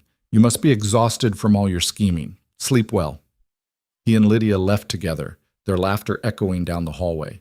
Vivian sat frozen in her chair, shaking with suppressed rage. She'd kept her composure, stayed calm, played the role Dr. Winters had coached her on, but it had cost her everything she had left. Upstairs, she found Helen waiting in her room, her face pale. Your Grace, you need to see this. The maid held out a document, official-looking, sealed with the court's stamp. Vivian's hands trembled as she broke the seal and read. It was an emergency custody order signed by Judge Morrison. Effective immediately upon the birth of her child, the infant would be remanded to the custody of Duke Adrian Blackthorne, pending the resolution of mental competency proceedings. The mother, one Vivian Hale Blackthorne, was deemed potentially unfit due to documented mental instability, and would be permitted only supervised visitation at the discretion of the father. They can't do this, Vivian whispered. The baby isn't even born yet. But they had done it. Adrian had gotten to the judge before her father could, pulled strings she didn't even know existed. Tomorrow's hearing wasn't about determining her competency anymore. It was just a formality. The decision was already made. She was going to lose everything. The baby kicked hard, as if protesting the injustice. Vivian pressed both hands to her stomach, tears finally spilling down her cheeks. "I'm sorry," she whispered to her unborn son. "I'm so sorry. I tried." Helen knelt beside her chair. "What do we do, Your Grace?" Vivian looked at the custody order, at the court seal that made it law, at the signature of a judge who'd sold his integrity for whatever Adrian had offered him, and something in her chest, something that had been bending and bending under the weight of fear and exhaustion, finally snapped. "Get Margaret," she said, her voice suddenly steady, "and Mrs. Price, and my father's solicitor. Wake them all up if you have to. We're not waiting for the hearing tomorrow." "What are you going to do?" "Something stupid, something desperate, something they'll never expect." Vivian stood, the document crumpling in her fist. "If they want to declare me insane, I'm going to give them a real reason." Helen fled the room like her skirts were on fire. Vivian stood alone, the custody order still crumpled in her hand, her mind racing through possibilities and discarding them just as fast. Every conventional option, lawyers, appeals, working within the system, was closed to her now. Adrian owned the judge, controlled the narrative, had bought everyone who mattered. So she'd have to stop being conventional. Margaret arrived first, barely 20 minutes later, still in her nightdress with a cloak thrown over it. "What happened?" "Helen said it was urgent." Vivian handed her the custody order without a word. Margaret's face went white as she read. "This is dated for today. He filed this yesterday before the hearing was even scheduled. The bastard planned this from the beginning. He's always 3 steps ahead. That's the problem." Vivian paced to the window, her hands pressed against the glass. Outside, dawn was starting to break, gray light creeping across the grounds. In a few hours, she was supposed to appear in court and perform sanity for a judge who'd already decided she was mad. "We've been playing his game, following his rules. That has to stop." "What are you thinking?" "I'm thinking that if the court is corrupt, we go around it. If the law won't protect me, we use something else." "Like what?" Before Vivian could answer, her father's solicitor arrived. Mr. Brennan, a thin man with wire-rimmed spectacles and the permanently worried expression of someone who spent too much time reading contracts. Mrs. Price came with him, still pinning up her hair. "Your Grace, I came as soon as I received your message." Brennan set down his leather case. "Though I must say, the hour is rather irregular." "Have you seen this?" Vivian shoved the custody order at him. Brennan adjusted his spectacles and read, his frown deepening with each line. "This is highly unusual. Emergency custody orders are typically reserved for cases of immediate danger to the child. There's no evidence here of—" He stopped, understanding dawning. "Judge Morrison signed this?" "Last night, apparently. Before tomorrow's competency hearing. Before any formal determination has been made." Vivian's voice was tight. "Can we challenge it? We can try, but—" Brennan set down the document carefully, like it might explode. "Morrison is known for being amenable to influence from certain parties. If the Duke has offered him sufficient incentive, he'll find legal justification for anything. And frankly, Your Grace, the emergency custody order gives him grounds to claim immediate concern for the child's welfare, which supports the competency challenge. So it's a trap. If I fight the custody order, it proves I'm unstable. If I don't fight it, I lose my child." Essentially, yes. Margaret slammed her hand on the table. "There has to be something we can do. Some legal recourse. The legal system is designed to protect power, Mrs. Winters, and the Duke has considerably more power than a woman facing mental competency proceedings. Brennan pulled out more papers.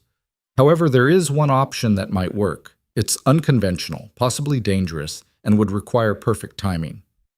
Tell me. We file for emergency protective custody with a different judge.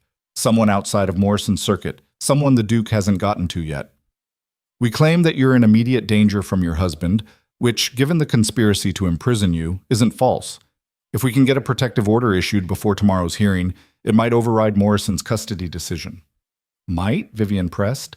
The law gets murky when two judges issue conflicting orders. It would force a higher court review, which could take weeks, during which time you'd have legal grounds to maintain custody of the child. Brennan met her eyes. But it only works if we can find a judge willing to sign the order tonight, before Morrison's decision becomes public record tomorrow morning. Who? Margaret demanded. Which judge? Judge Helena Ashworth. She's presided over several cases involving women's rights, and she's notorious for ignoring political pressure. She also happens to be Judge Morrison's ex-wife, and she hates him almost as much as she hates men who abuse their power. Brennan allowed himself a thin smile. If anyone would be willing to issue an emergency order at midnight to spite Morrison and help a woman in genuine danger, it's her. So we go to her tonight, now. Vivian was already moving toward her dressing room. Where does she live? Mayfair, but Your Grace, you can't simply appear at a judge's residence in the middle of the night. Watch me. Vivian emerged wearing a simple dark dress, her hair hastily pinned. What do I need? Documents? Evidence? Everything we have. The letters from Lydia Voss, the ledgers showing embezzlement, testimony from servants, Dr. Winters's evaluation, Morrison's custody order, all of it. Brennan was already gathering papers. And you'll need to testify directly. Judge Ashworth will want to hear your account in person.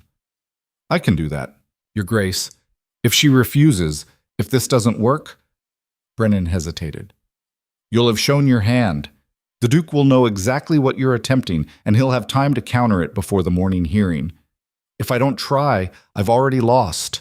Vivian grabbed her cloak. Mrs. Price, wake the stablemaster. I need a carriage immediately. Margaret, you're coming with me. Obviously. You think I'd miss this? Margaret was already pulling on her boots. Though for the record, this is completely insane.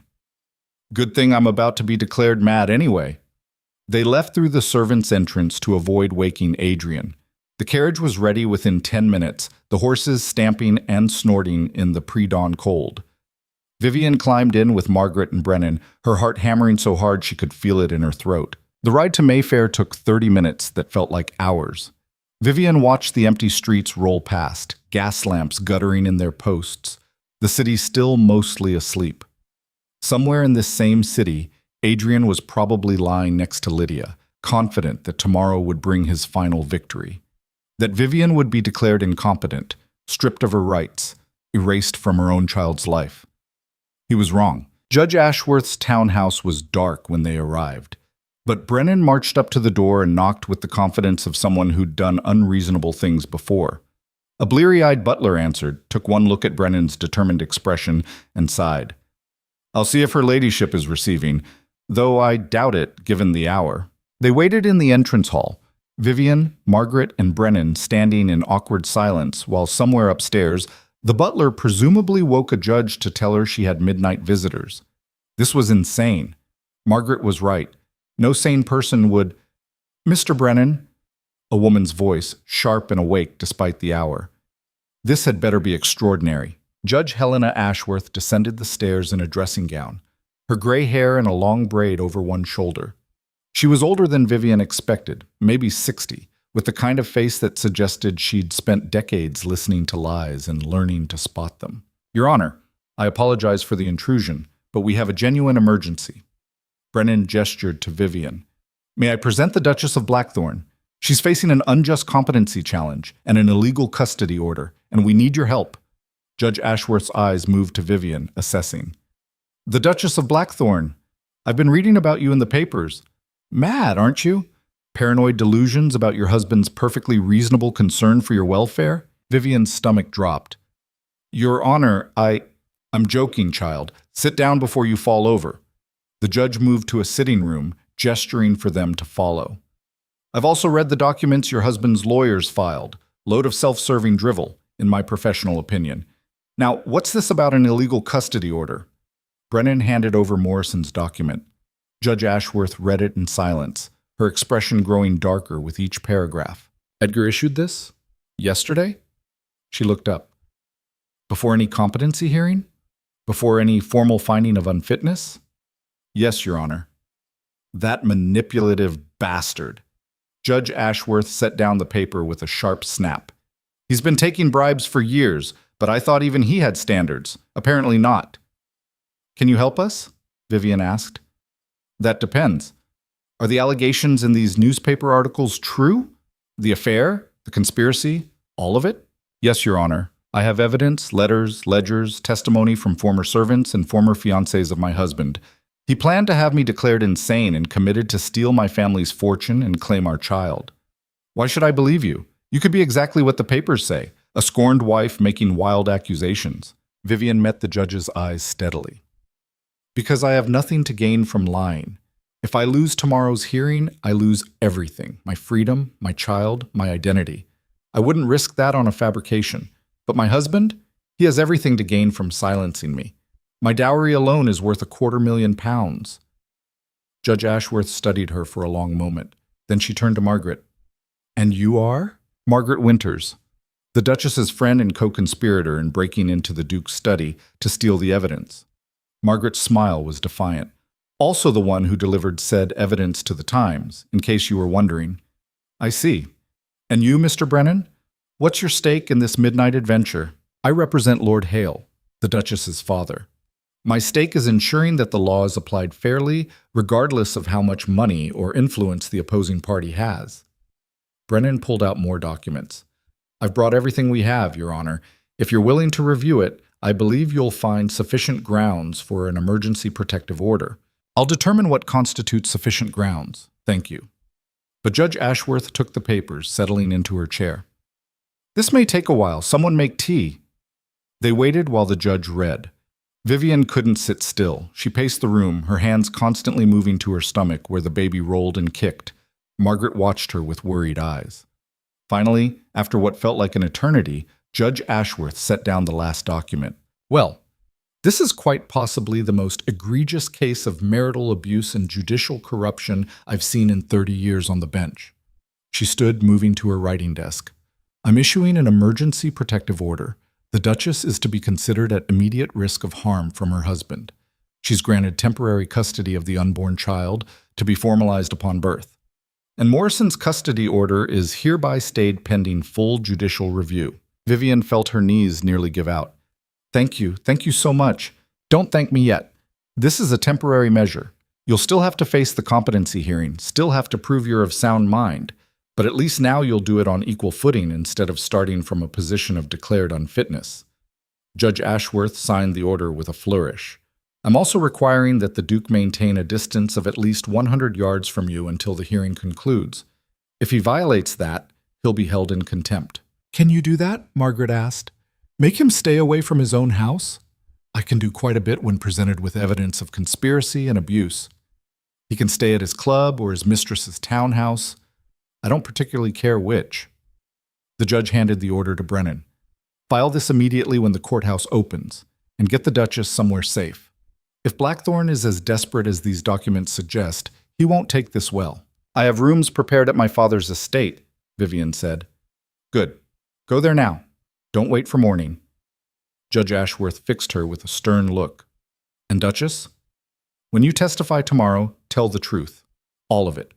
Don't try to make yourself look perfect or rational or anything other than what you are. A woman who discovered her husband's betrayal and fought back. The truth is messy and angry and sometimes a little mad, but it's also the only weapon you have against men like Blackthorne. They left as the first real light touched the sky. The carriage ride back to Blackthorne Estate was faster, more urgent. They needed to get Vivian's things and leave before Adrian woke up and realized what had happened. But when they arrived, the house was already awake. Lights blazed in every window, and Adrian stood on the front steps, fully dressed, his expression murderous. Where have you been? His voice carried across the courtyard. I woke to find you gone. Servants fleeing, my wife vanishing in the middle of the night like a thief. Stay back, Brennan called, climbing out of the carriage. You're in violation of an emergency protective order issued by Judge Helena Ashworth. You must maintain a distance of at least 100 yards from the Duchess." Adrian laughed, sharp and disbelieving. "Helena Ashworth? You went to that bitter old witch? She hates men, hates marriage, hates everything about the natural order of society. Her order is meaningless. It's legally binding, and it stays Morrison's custody decision pending judicial review." Brennan handed him a copy. "You'll receive formal notification when the courthouse opens, but I'm informing you now as a courtesy. The Duchess is under the court's protection." Adrian's face went through several shades of red before settling on a dangerous calm. "You can't do this. I have Morrison's order, which was issued prematurely and without proper grounds. Judge Ashworth has stayed it." Brennan gestured to the house.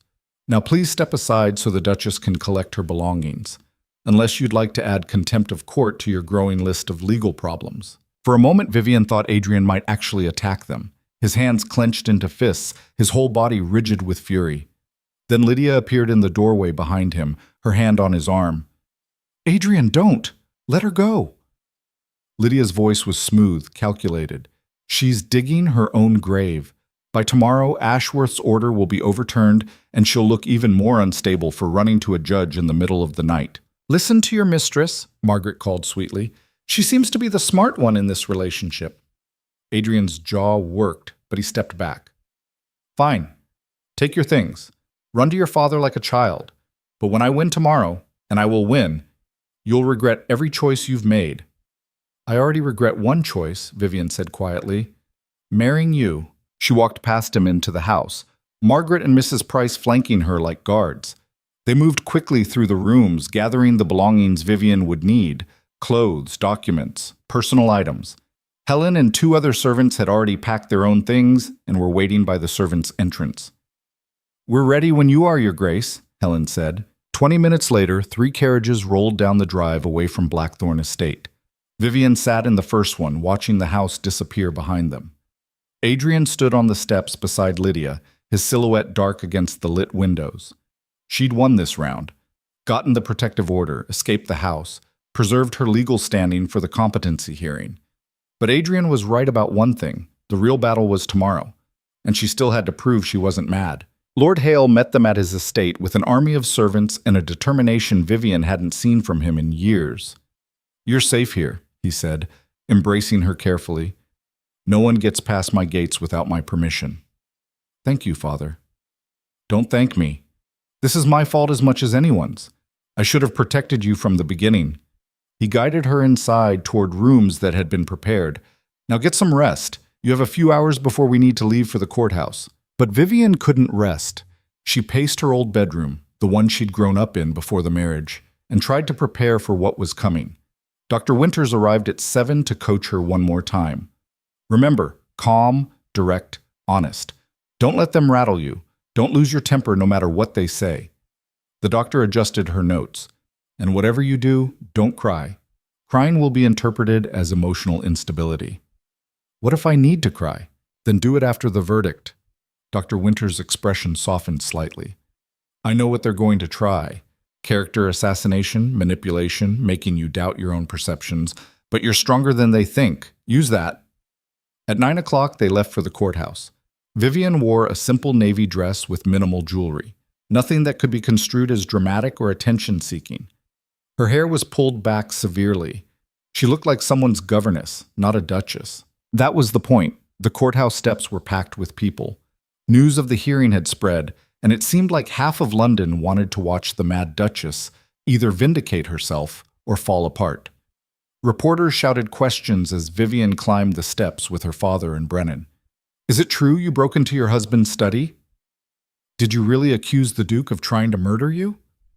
How do you respond to claims that you're mentally unfit?" Vivian kept her eyes forward and her mouth shut.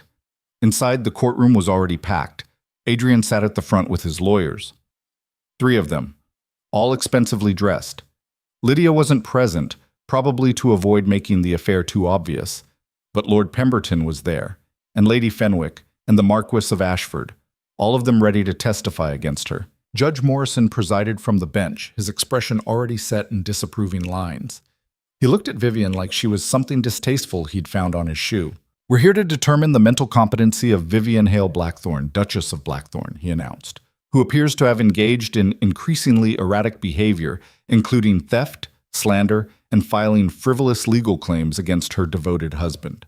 The court will hear testimony regarding her state of mind and determine whether she's capable of making legal decisions. Brennan stood. Your Honor, I must object to the characterization of the Duchess's actions as erratic or frivolous. She's responding to genuine threats. Objection noted and overruled. Sit down, Mr. Brennan. Morrison shuffled papers. We'll hear from Dr. Hartwell first. Hartwell took the stand and spent 20 minutes describing Vivian's obvious paranoid delusions and disconnection from reality.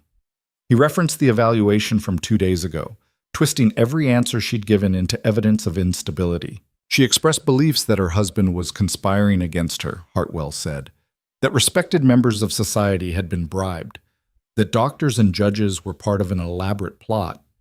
These are textbook symptoms of paranoid psychosis, particularly common in women during late pregnancy. Did she provide any evidence for these beliefs? Morrison asked. None that would stand up to rational scrutiny. Stolen documents of questionable authenticity, hearsay from disgruntled servants, letters that could easily have been forged. Hartwell adjusted his spectacles. In my professional opinion, the Duchess is experiencing a severe mental health crisis that makes her unfit to make decisions regarding her own welfare or that of her child. Brennan cross-examined, but Morrison kept shutting down his questions. The whole proceeding felt staged, choreographed. Vivian watched Morrison's face and saw exactly what Judge Ashworth had seen, a bought man going through motions to reach a predetermined conclusion. Lord Pemberton testified next, describing Vivian's strange behavior at social events. She seemed disconnected, Your Honor, not quite present. I was concerned for her well-being even before these accusations surfaced. And the documents she claims prove a conspiracy? Morrison prompted. Fabrications, I assume, or severe misinterpretations by a troubled mind. Pemberton shook his head sadly. I've known the Duke for 15 years. He's a man of impeccable character. The suggestion that he would harm his own wife is absurd. Lady Fenwick was even worse. She wept on the stand while describing how worried she'd been about poor dear Vivian and her deteriorating mental state. I tried to help, Your Honor, offered her support, companionship, but she pushed everyone away, became convinced we were all against her. By the time they called Adrian to testify, Vivian wanted to scream. He looked perfect, worried, dignified, the devoted husband torn apart by his wife's illness. I love Vivian, he said, his voice breaking slightly. I've done everything in my power to help her, brought in the best doctors, tried to provide a safe environment. But her condition has only worsened. These accusations, this conspiracy theory she's constructed, it breaks my heart. And the affair with Lydia Voss? Brennan asked during cross-examination. How do you explain the letters? Mrs. Voss is a family friend, nothing more. Any correspondence between us was entirely appropriate. The suggestion otherwise is another symptom of my wife's paranoid delusions. Adrian looked directly at Vivian. I forgive her, of course. She's not in control of her own mind right now, but I can't allow her illness to harm our child. Vivian's hands clenched in her lap. The lies were so smooth, so believable, and Morrison was eating them up, nodding along like Adrian was the most credible witness he'd ever heard. Finally, it was Vivian's turn. She stood and walked to the stand, aware of every eye in the courtroom on her. The reporters in the gallery, the aristocrats come to watch her humiliation, Adrian with his false concern, Morrison with his predetermined verdict. Brennan approached with gentle questions designed to let her tell her story. Vivian took a breath and began. I discovered my husband's plan by accident. I overheard him with his mistress at our ball, discussing how to have me declared insane and committed after I gave birth. They were laughing about it, about how easy it would be, how many people they'd already bought, how I suspected nothing. And what did you do? Brennan asked. I gathered evidence. I found letters confirming the affair and the conspiracy, ledgers showing embezzlement from my family's fortune, testimony from servants about the preparations being made for my imprisonment. Vivian's voice stayed steady. I contacted my father's solicitor and filed for divorce on grounds of adultery and fraud. Everything I've done has been to protect myself and my child from a man who sees us as obstacles to be removed. Adrian's lawyer stood for cross-examination, a thin man with a predatory smile. Duchess, isn't it true that you broke into your husband's private study? I entered a room in my own home, without permission, and removed documents that didn't belong to you. Documents that proved he was stealing from my family and planning my illegal commitment. Or documents you misinterpreted due to your deteriorating mental state. The lawyer's smile widened. Isn't it possible that everything you think you heard, everything you think you found, is a product of paranoid delusion rather than reality? No. But you were alone when you allegedly overheard this conspiracy. No witnesses, just your word against your husband's. I have the letters, which could be forgeries, or innocent correspondence twisted by a jealous, unstable mind. The lawyer turned to address the courtroom. Your Honor, this entire case rests on the uncorroborated claims of a woman who multiple medical professionals have identified as mentally unfit. She's admitted to theft, to making wild accusations, to filing frivolous legal claims. And now she expects us to believe that her devoted husband, a respected duke, is the villain in some elaborate conspiracy? The more logical explanation is that she's ill and needs help. Vivian felt the room shifting against her. Even the people who'd been sympathetic were starting to look uncertain. Maybe she was crazy. Maybe she'd imagined... No, she knew what she'd heard, knew what she'd read. I'm not imagining anything, she said clearly. My husband is having an affair with Lydia Voss. She's pregnant with his child. He's been embezzling from my dowry, and he planned to have me committed to steal my inheritance. Those are facts, regardless of how inconvenient they are for him. Or delusions, regardless of how convinced you are of their reality. The lawyer sat down, satisfied. Morrison was already reaching for his gavel when the courtroom doors crashed open. Every head turned. A woman stood in the entrance, elegant, expensively dressed, visibly pregnant. Lydia Voss. And she was holding a baby. The courtroom exploded into whispers. Morrison banged his gavel. Order! Who are you, and what is the meaning of this interruption? I'm Lydia Voss, she said, walking down the aisle with a confidence that made Vivian's stomach drop. And I'm here to tell the truth. Adrian's face went white. He stood, hand extended like he could physically stop her. Lydia, don't... Sit down, Adrian. Her voice cut through the chaos like a blade. I'm done protecting you. She reached the front of the courtroom and handed the baby to a shocked bailiff. Then she turned to face the judge. Everything the Duchess said is true. Adrian Blackthorne is my lover. This child is his, our daughter, born 3 months ago. He's been supporting me for 2 years while planning to dispose of his wife and marry me instead. Lydia pulled documents from her bag. Here are bank statements showing payments from his accounts to mine, letters detailing our affair and the conspiracy. Even a signed agreement promising to marry me once he was free of his inconvenient Duchess. The courtroom erupted. Morrison's gavel cracked like gunshots. Adrian was on his feet, shouting denials that no one could hear over the chaos. Reporters scrambled to take notes, and Vivian sat frozen, unable to process what was happening. Lydia was confessing. Lydia was providing evidence. Lydia was destroying Adrian, but why? Morrison finally restored order. Mrs. Voss, you're testifying under oath that you had an affair with the Duke? That you conspired with him to have his wife committed? Yes, Your Honor. All of it is true. And I'll testify to everything if it means that manipulative bastard finally faces consequences. Lydia's voice shook with genuine anger. He promised me the world, marriage, title, security, and yesterday I learned he's been planning to dispose of me the same way he planned to dispose of her. She gestured at Vivian. He has another mistress, a younger woman he met last month. He was going to marry me just long enough to legitimize our daughter, then have me declared mentally unfit and start the whole process over again. Because that's what Adrian Blackthorne does. He uses women until they're not useful anymore, then he erases them. Adrian's lawyer was objecting. Morrison was trying to maintain control, and the gallery was losing its mind. But Vivian heard only one thing clearly. Lydia's voice, bitter and broken, saying exactly what Vivian had needed someone to say. He's a liar and a predator, and he deserves to lose everything. Morrison called a recess. The courtroom emptied into chaos, reporters running for phones, spectators arguing about what they'd just witnessed, lawyers frantically conferring. Vivian sat in a small anteroom with her father and Brennan, still trying to process. She turned on him, Margaret said, having appeared from somewhere in the gallery. Lydia actually turned on him. Because he was planning to betray her too, Brennan said.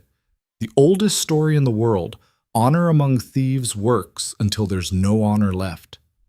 Will it be enough, Vivian asked, to prove I'm not insane? It's more than enough. Lydia just corroborated everything you claimed. The affair, the conspiracy, the pattern of abuse. Morrison can't declare you incompetent now without looking like he's complicit. Brennan allowed himself a small smile. I think you just won, Your Grace. The hearing reconvened 2 hours later. Morrison looked like he'd aged a decade. Lydia testified for 90 minutes, providing details that made even the hardened reporters in the gallery wince. Adrian's lawyers tried to discredit her, but she had too much evidence. Documents, letters, bank statements, even photographs. When she finished, Morrison cleared his throat.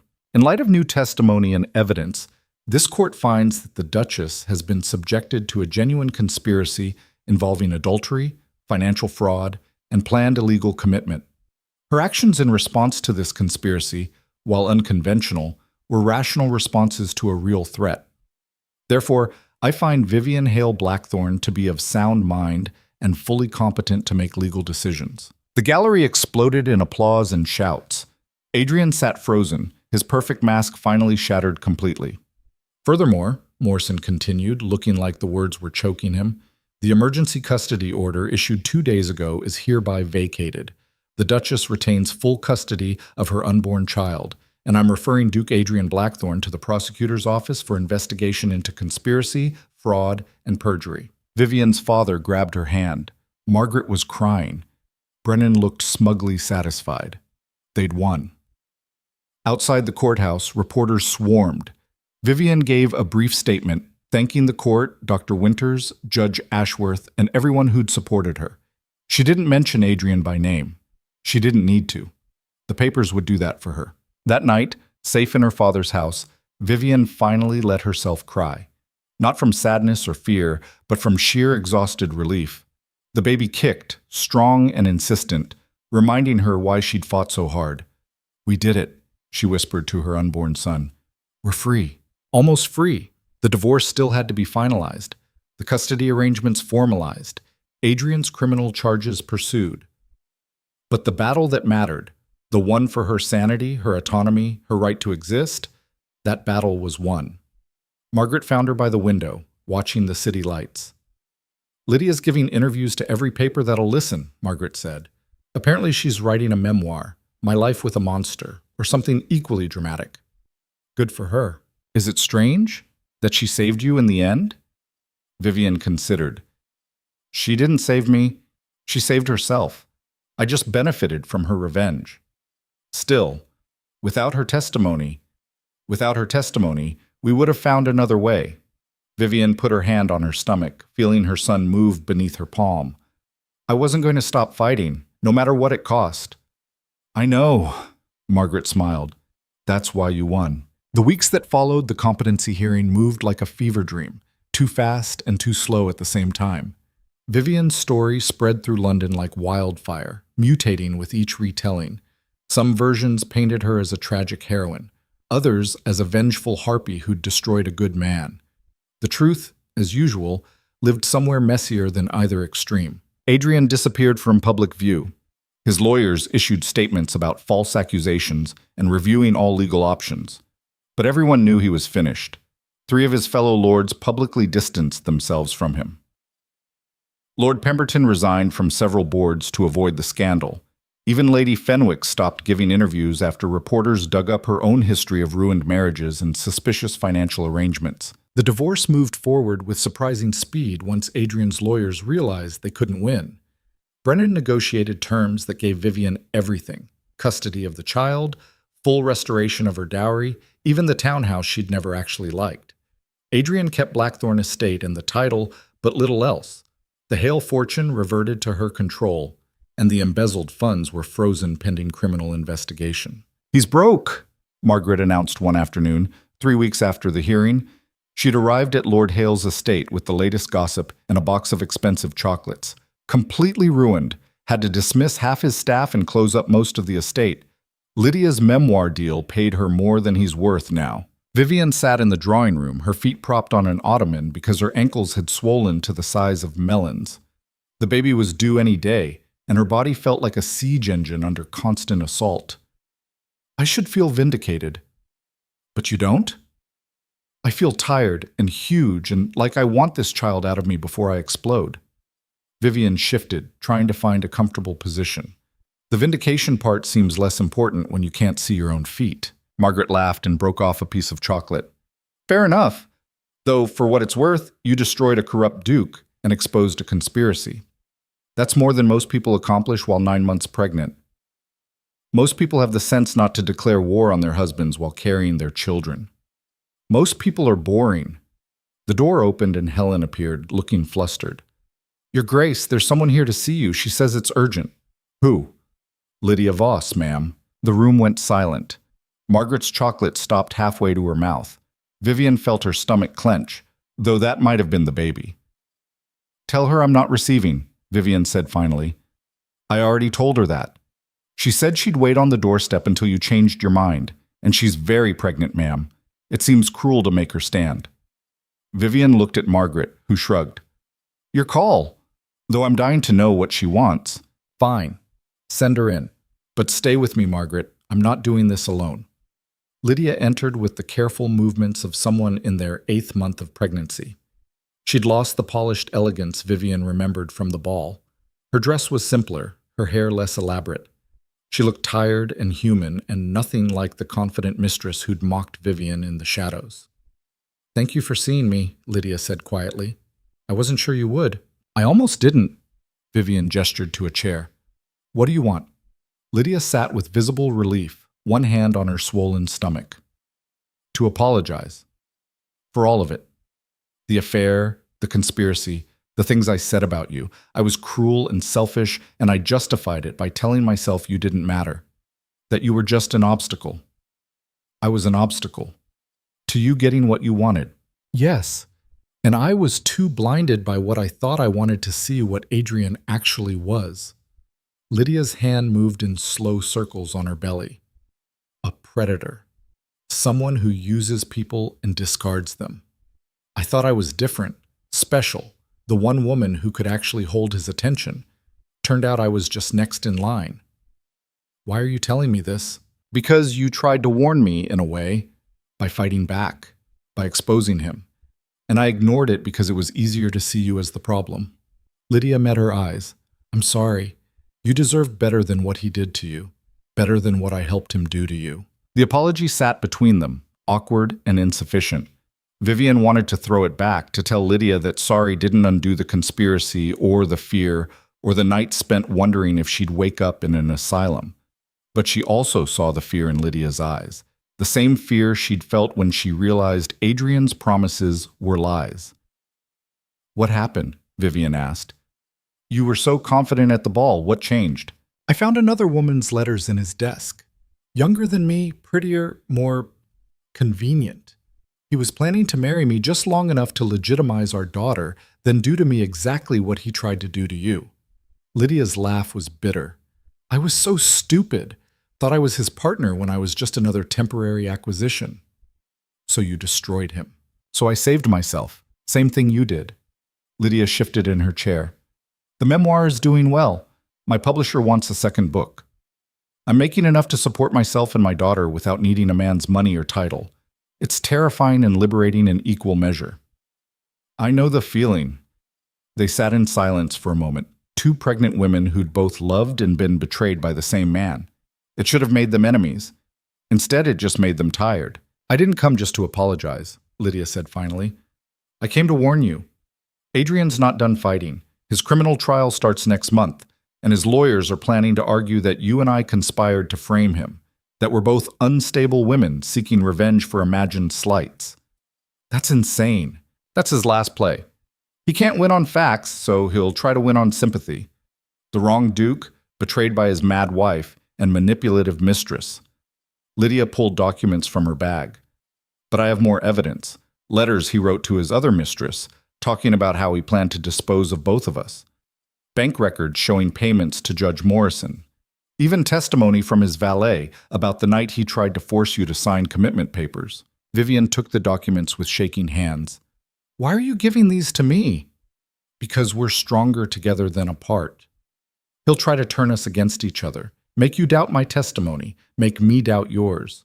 But if we stand united, if we both tell the same truth, Lydia's smile was sharp. He can't fight all of us. All of us? You, me, the 3 former fiancés who are also willing to testify, the servants he abused, the business partners he defrauded. There's an army of people Adrian Blackthorne has wronged, Your Grace, and they're all ready to watch him fall. Margaret had been silent through the entire exchange, but now she leaned forward. You're building a case, not just for the criminal trial, but for the court of public opinion. Exactly. His lawyers can argue conspiracy all they want, but when 20 different women tell the same story about the same pattern of behavior, when the evidence is overwhelming and corroborated, Lydia's expression hardened. He'll be lucky to avoid prison, let alone salvage his reputation. Vivian looked at the documents, at Lydia's determined face, at Margaret's calculating expression. A month ago, she'd been fighting alone, terrified and desperate. Now she had allies, resources, power. All right, she said, let's finish this. The criminal trial began on a cold morning in November. 2 weeks after Vivian gave birth to a healthy son, she named William. She'd wanted to name him after her father, but Lord Hale had insisted on something that was hers alone. Not a family name or tradition, just her choice. She stood outside the courthouse with William bundled against her chest, Margaret on one side and her father on the other. Lydia was already inside, preparing to testify. The former fiancés were scattered through the crowd. Reporters jostled for position. You don't have to be here, Lord Hale said. You can watch from home, protect yourself and the baby from this circus. I need to be here. I need to see it through. Vivian adjusted William's blanket, feeling his tiny heartbeat against her own. He tried to take everything from me. I want him to see exactly what he lost. Inside, the courtroom was packed even more densely than the competency hearing. But the atmosphere was different now, less uncertain, more hungry. People had come to watch a duke fall, and they were ready to enjoy it. Adrian sat at the defense table looking smaller than Vivian remembered. The past month had aged him, gray creeping through his hair, lines etched around his mouth. His lawyers flanked him like guards, but even they looked nervous. The prosecutor was a severe woman named Caroline Sheffield, who'd built her career on corruption cases. She approached the trial like a siege, methodical and relentless. The evidence will show that Adrian Blackthorne engaged in a systematic conspiracy to defraud, abuse, and illegally imprison his wife, Sheffield began.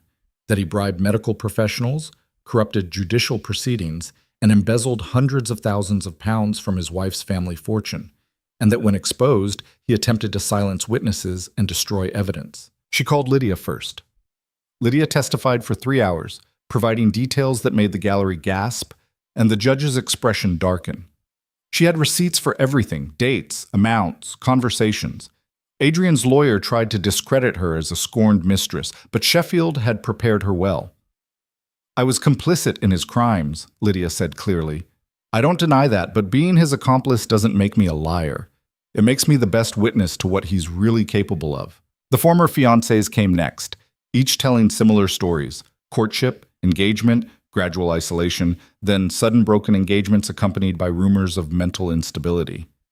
One woman described waking up in a private hospital with no memory of how she got there, only to be told she'd had a nervous collapse. Another showed scars on her wrists from restraints used during treatments she'd never consented to. By the 3rd day, Adrian looked like a ghost. His lawyers tried to mount a defense, character witnesses who'd known him for years, business associates who vouched for his integrity. But Sheffield demolished each one with evidence of bribery, coercion, or willful ignorance. When the prosecution rested, Adrian's lead counsel stood for his opening defense statement. He tried to paint Adrian as a victim of vindictive women and circumstantial evidence, but even he seemed to know it was hopeless. The defense called only 3 witnesses, all of whom fell apart under cross-examination. Dr. Hartwell admitted he'd been paid to provide biased evaluations. Lord Pemberton stammered through obvious lies about the guardianship papers. Lady Fenwick dissolved into tears and refused to answer questions. On the 6th day, Adrian himself took the stand. His lawyers had clearly coached him. He looked contrite, spoke softly, admitted to mistakes while denying criminal intent.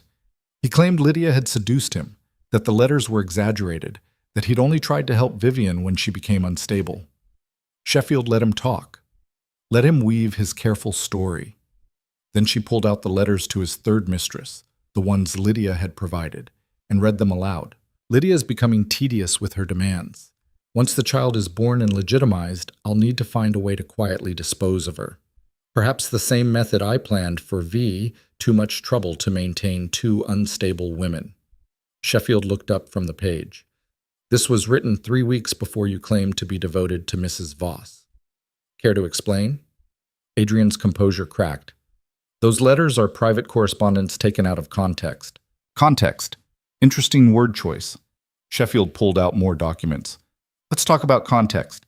Here are bank transfers to Judge Morrison totaling £20,000 over 6 months. Here are payments to Dr. Hartwell's practice labeled consulting fees that coincidentally began right after your wife became pregnant. Here are contracts with St. Catherine's Asylum reserving a private room for VHB, Vivian Hale Blackthorne, dated 2 weeks before she even knew about your conspiracy. I can explain all of that. I'm sure you can. You're very good at explaining things, at making yourself sound reasonable while you systematically destroy the women in your life. Sheffield's voice was ice.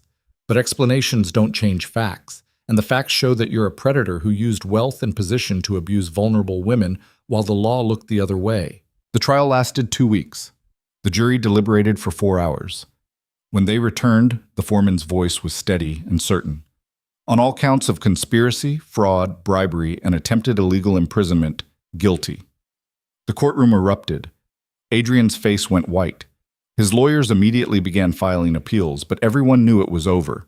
The judge set sentencing for 2 weeks out, and Adrian was led away in handcuffs while reporters shouted questions and cameras flashed. Vivian stood in the back, William sleeping against her chest, and felt nothing. Not triumph, not vindication, not even satisfaction. Just exhaustion and relief that it was finally, actually over. Margaret found her in the hallway. You won. Completely. Totally won. I know. You don't look happy. I'm not unhappy. I'm just... Vivian looked down at her son's sleeping face, tired and ready to stop fighting. Then let's go home. They left through the side entrance to avoid the press. But even on the street, people recognized Vivian. Some offered congratulations. Others just stared. One woman, young, expensively dressed, stopped directly in front of her. Thank you, the woman said quietly. My husband was similar. I thought I was alone, that no one would believe me. But you fought back. You showed me it was possible. Vivian didn't know what to say to that. Didn't know how to explain that she'd fought because she had no other choice. Not because she was brave or special or any of the things people seem to think. You're not alone, she said finally. That's the thing I learned. You're never as alone as they want you to believe. The sentencing hearing 2 weeks later was anticlimactic. The judge gave Adrian 10 years for fraud and conspiracy, with possibility of parole after 5. Not enough, Vivian thought, for the lives he'd destroyed. But more than most men of his class ever faced. He'll serve maybe 3 years, Brennan said afterward. Minimum security facility probably. Men like him rarely see real consequences. But he saw some consequences. Lost his reputation, his fortune, his freedom. That's more than he expected to face when he was planning my imprisonment. Vivian shifted William to her other arm. I'll take what victories I can get. The divorce was finalized 3 days later in a quiet proceeding with no press and minimal witnesses. Vivian signed the papers as Vivian Hale, reclaiming her maiden name, shedding the title that had become a prison. No longer the Duchess of Blackthorne, just herself. How does it feel? Her father asked afterward. Lighter, Vivian said. Like I can finally breathe. She moved into a townhouse near Hyde Park. Not the one from the divorce settlement, but a smaller place she purchased herself with her restored fortune. 6 bedrooms, a library, a garden where William could eventually play. Margaret helped her decorate, steering her away from anything too grand or Duchess-like. You need to make it yours, Margaret insisted. Not what a lady should have, but what you actually want. What Vivian wanted, it turned out, was simplicity. Light colors, comfortable furniture, books everywhere. A nursery painted soft yellow instead of the traditional blue. Windows that opened easily so she could hear the street sounds below. She hired a small staff. Helen as head housekeeper, a cook, a nursemaid who'd come from the Hale estate and knew how to be discreet. No lady's maid, no butler, no elaborate household hierarchy, just enough people to help with the baby and keep the house running. It felt strange at first, this smaller life.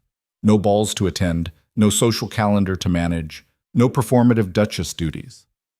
People still recognized her on the street, but fewer of them as time passed. The scandal faded from the front pages, replaced by newer dramas. Vivian found she didn't miss it. Any of it. "You should write something," Margaret suggested one afternoon, 6 months after the trial. They sat in Vivian's garden while William gurgled on a blanket between them. "Your own account of what happened." Lydia already wrote the memoir. "Lydia wrote her story, not yours." Margaret plucked at the grass. "And you write well.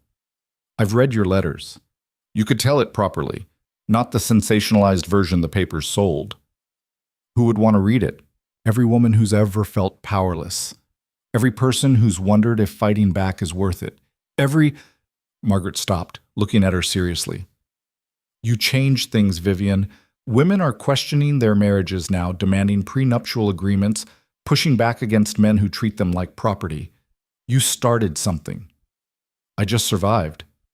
"You survived by fighting. There's a difference." Vivian thought about that for a long time. About the woman who'd thanked her outside the courthouse. About the letters she'd received from strangers telling her she'd given them courage. About the quiet revolution she'd apparently sparked just by refusing to disappear. Maybe Margaret was right. Maybe there was value in telling it properly. She started writing that night after William was asleep. Not a polished memoir like Lydia's, but something raw, the whole messy truth of discovering the conspiracy, gathering evidence, fighting in court while pregnant and terrified. The parts where she'd almost given up. The parts where she'd been furious and petty and very far from noble. The parts that felt human. It took her 8 months to finish. Margaret read it first and cried. "This is important. You need to publish this. It's too honest, too angry. It's perfect, because it's honest and angry. Women are tired of being told to be grateful and graceful while men destroy us. They want to know they're allowed to be furious." The book published quietly the following spring. Vivian used her maiden name, Vivian Hale, and donated all proceeds to a charity supporting women leaving abusive marriages. She didn't do press tours or public appearances, just let the words speak for themselves. It sold out the first printing in a week. The reviews were mixed. Some praised her courage, others called her bitter and vindictive. But the letters from readers were unanimous. Women writing to say they'd left their husbands after reading her story. Men writing to say they'd never understood what their mothers or sisters had endured. Young people writing to say they'd be more careful about who they trusted with their futures. "You're changing the world," her father said during one of his weekly visits. He'd become unexpectedly devoted to being a grandfather, spending hours playing with William and reading him stories. "I'm just telling the truth. The world is changing itself." Same thing in my experience. William took his first steps in the garden on a warm June afternoon, stumbling from Helen's arms to Vivian's while she laughed and cried simultaneously. He was walking early, barely 10 months, already eager to explore and test boundaries. "He's going to be trouble," Margaret predicted. "Independent and stubborn, just like his mother." "Good," Vivian said, catching her son as he tumbled into her lap. "The world needs more trouble." She still had nightmares sometimes, dreams where she woke up in St. Catherine's Asylum, where Adrian had won and she'd lost everything. But they came less frequently as time passed, and when they did, she had William to ground her. The solid weight of him, the certainty that he was hers and safe and free. The divorce settlement included one strange provision. Adrian had requested one photograph of his son. Just one, to be delivered on William's first birthday. Vivian almost refused, but Brennan advised against it. Let him have his photograph. Let him see what he lost by being what he is. So on William's first birthday, Vivian had a professional photograph taken. William sitting in the garden, surrounded by flowers, laughing at something outside the frame. Healthy, happy, loved. She sent it without a note, without explanation. Adrian's response came 3 weeks later. A single line in shaky handwriting. He's beautiful. I'm sorry. Vivian burned the letter. She didn't need his apology, didn't want his regret. She just wanted him to know, every day for the rest of his life, exactly what his cruelty had cost him. That felt like enough. 2 years after the trial, Vivian attended a charity function, her first social event since the divorce. Margaret had convinced her, arguing that hiding forever just gave Adrian's ghost more power. The cause was legal aid for women seeking divorce, something Vivian had been quietly funding. She wore a simple dress, styled her hair herself, brought Margaret as her only companion. When she entered the ballroom, conversation stopped. People stared. Vivian felt the old panic rising, the sense of being watched, judged, found wanting. Then someone started clapping. Then another. Within moments, the entire room was applauding. Not mocking, not performative. Genuine respect from people who knew what she'd survived and how she'd survived it. Vivian stood frozen in the doorway, overwhelmed. Margaret squeezed her hand. See? You changed things. The evening was easier after that. People approached to shake her hand, share their own stories, thank her for her advocacy. A few former aristocrats who'd shunned her during the scandal now pretended they'd supported her all along. Vivian was polite to them while mentally noting who'd actually stood by her and who was just riding her reputation now that it was safe. Near midnight, she found herself on the terrace, alone, for the first time all evening. The night air was cool, carrying the scent of late-blooming roses. She thought about the last ball she'd attended, 2.5 years ago at Blackthorn Estate, pregnant and scared and about to discover her husband's betrayal. That woman felt like a stranger now, someone Vivian had been but couldn't quite remember being. Your Grace? Vivian turned. A young woman stood nearby, maybe 20, wringing her hands nervously. I'm not a duchess anymore, just Vivian. Miss Hale, then. I'm sorry to interrupt, but I wanted to thank you. My father was arranging a marriage for me, to a man very like your former husband. I read your book and realized I didn't have to go through with it, that I could say no. Did you? Yes. He was furious, cut off my allowance, threatened to disown me. But I'm working now, supporting myself. It's hard, but it's mine. The girl's smile was tremulous but real. So thank you for showing me there was another way. After she left, Vivian stood alone on the terrace for a long time, thinking about all the women who'd written similar letters. All the lives that had changed because she'd refused to disappear quietly. She hadn't set out to start a movement or change society. She'd just fought for survival, for her son, for the basic right to exist on her own terms. But somehow, that had been enough to shift something fundamental. Maybe Margaret was right. Maybe survival itself, done loudly enough, was revolutionary. Vivian returned home to find William still awake, fighting sleep as usual. His nursemaid apologized, but Vivian waved her off and took him to the rocking chair by the window. Tell me a story, Mama, William demanded in his toddler syntax. What kind of story? A brave one. Vivian smiled, adjusting him in her lap. Through the window, she could see the lights of London spreading in all directions. Somewhere out there, Adrian was in his minimum security prison, serving his reduced sentence. Somewhere else, Lydia was probably writing her second memoir.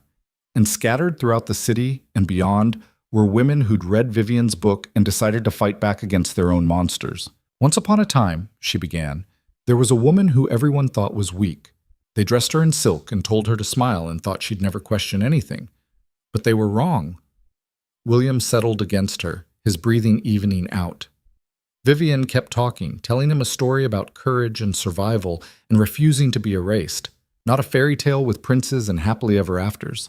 Something messier, more honest, more real. The truth she'd learned was better than any fiction. Harder, more complicated, less satisfying in the traditional sense, but authentic in a way that pretty lies could never be. By the time she finished, William was asleep. Vivian sat holding him, watching the city lights, thinking about the future. She had her son, her freedom, her voice. She had enough money to live comfortably, enough influence to make change, enough hard-won wisdom to help others facing similar battles. Not the life she'd imagined when she'd married Adrian 3 years ago. Better, actually. More difficult and less certain, but entirely hers. She carried William to his crib, tucking him in carefully. He stirred once, mumbling, "Mama," then settled. Vivian watched him sleep for a moment, this perfect small person she'd fought so hard to protect. "You're safe," she whispered, "and free. And you'll grow up knowing that those things are worth fighting for." In the grand halls where whispers once sought to destroy her, Vivian Hale now stood unshaken, no longer a silent duchess, but a woman who'd written her own ending. And in doing so, had given countless others permission to write theirs. The story could have ended differently. Should have, if power and money and corrupt systems had won the way they usually did. But sometimes, just sometimes, the truth fought hard enough to matter. And that was enough.